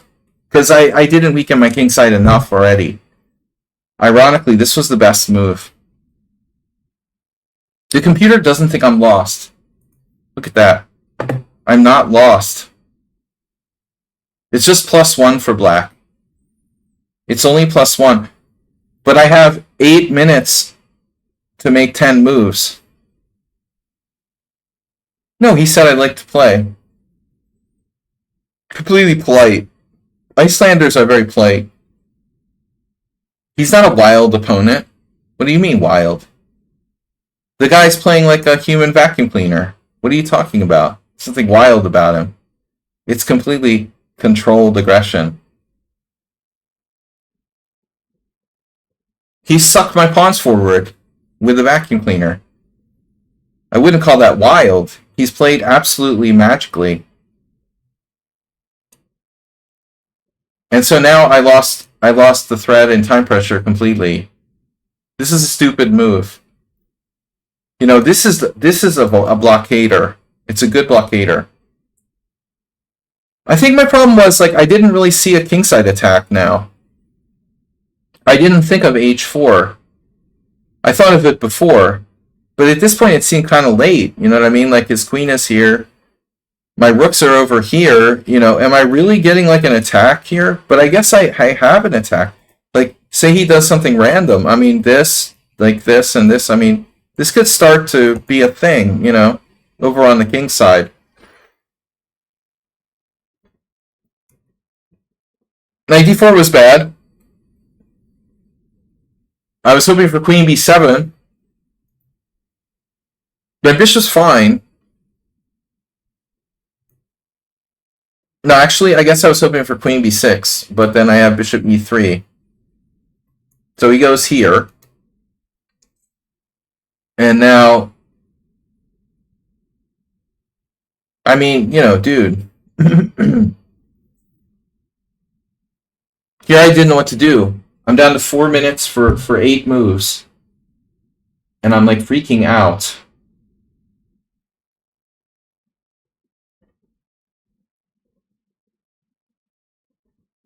I was trying to play e5, but I can't. It's like pinned, you know?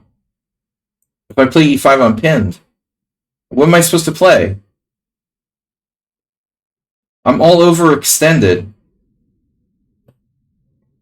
Computer says f5, of course. I literally never thought of f5 in my wildest imagination. King g3, seriously. I would more likely play king g3 than f5. I mean, a3 is covered. I know that king g3 looks stupid, but rationally speaking, I think h2 is probably better. That would block the h file, though. I don't know, man. I mean, I'm freaking out. I have 4 minutes. I'm still alive, but it's like extremely unpleasant position. We need more weird questions, dude.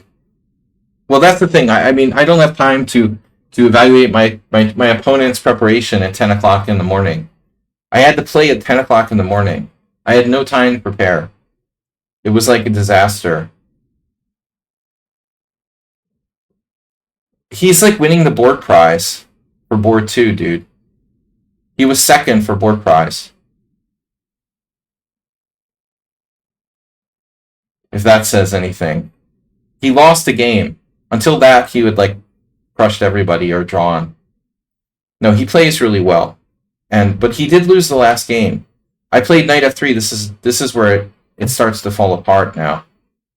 He lost the previous round with black in a Roy Lopez, but I didn't want to challenge him in a Roy Lopez.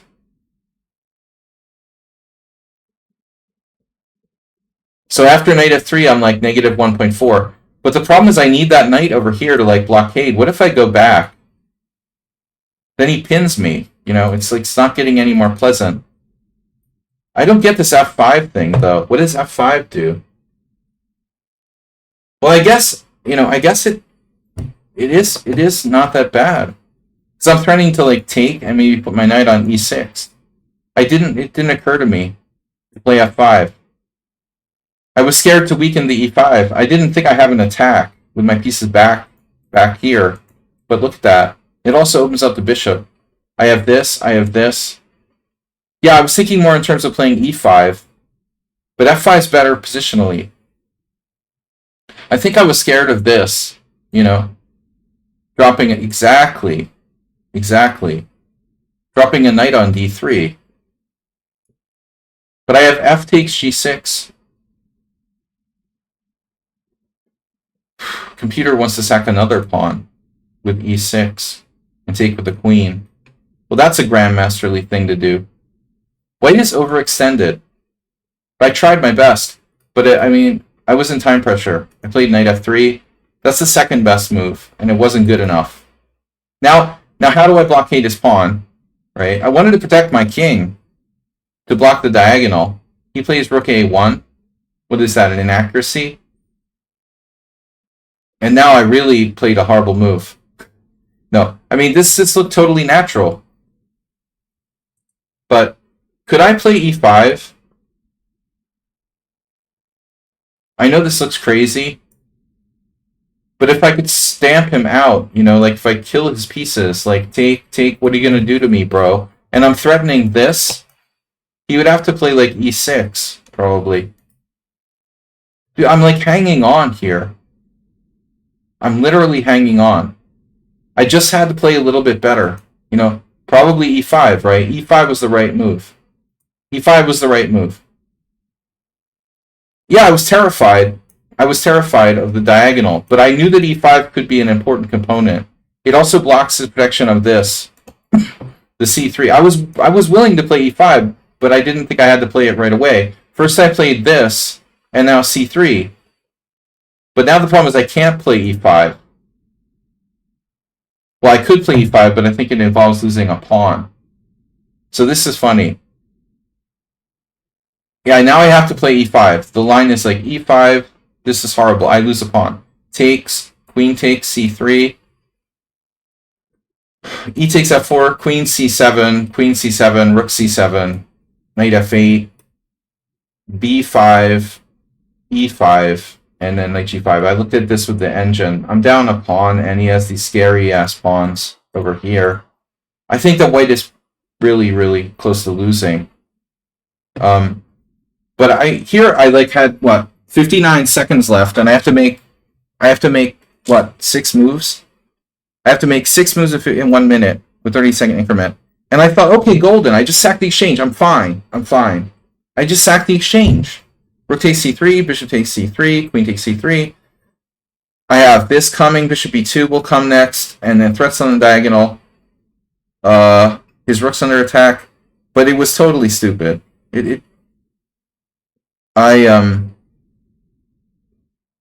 didn't have time to evaluate this completely.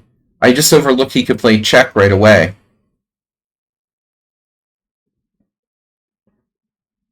And the problem is, like, there is no really good place to put my king.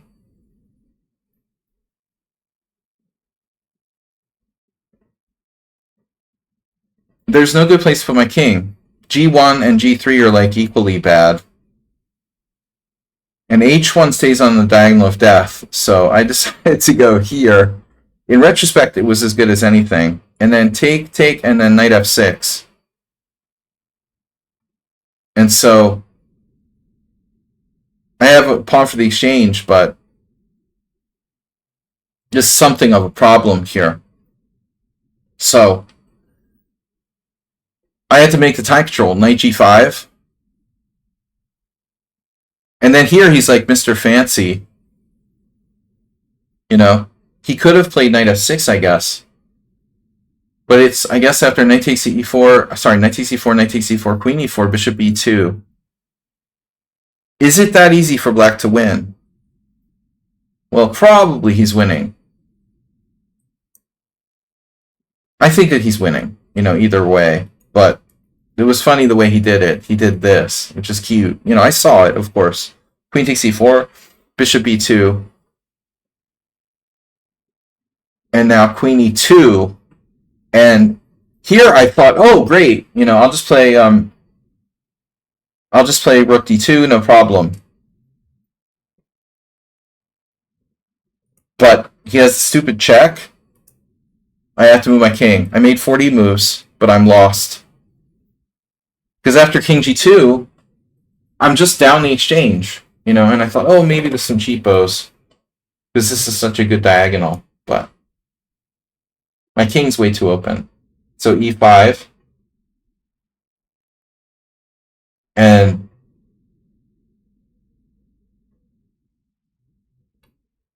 just no. And here I was even like thinking, oh, I still have a chance. Knight f3. I was thinking he had to play queen e4. And maybe it's still not over. But he has this move, which is really, really nice. Keeping e4 free for his knight. And then even here, I didn't give up hope. I was like, okay, I still have hope. Takes. Oh no, he goes 94, and then this move. And I'm attacking his rook with check.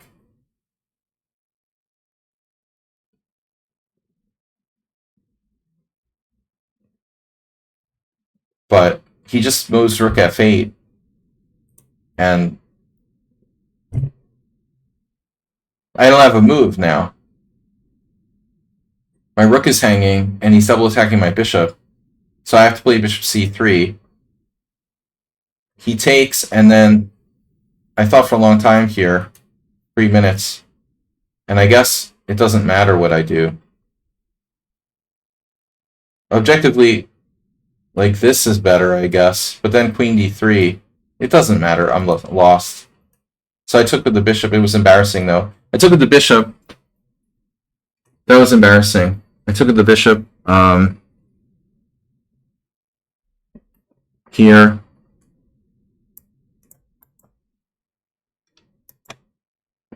And, you know, I'm not going to resign in a team tournament, you know, prematurely. So it's like this game, dude. If I draw, like, we win the match, you know, you never would resign until it's definitely over. No, I don't want to resign unless I'm 100% sure. But I was like, takes, and then here he's starting e4. So, yeah, I don't think I have a move.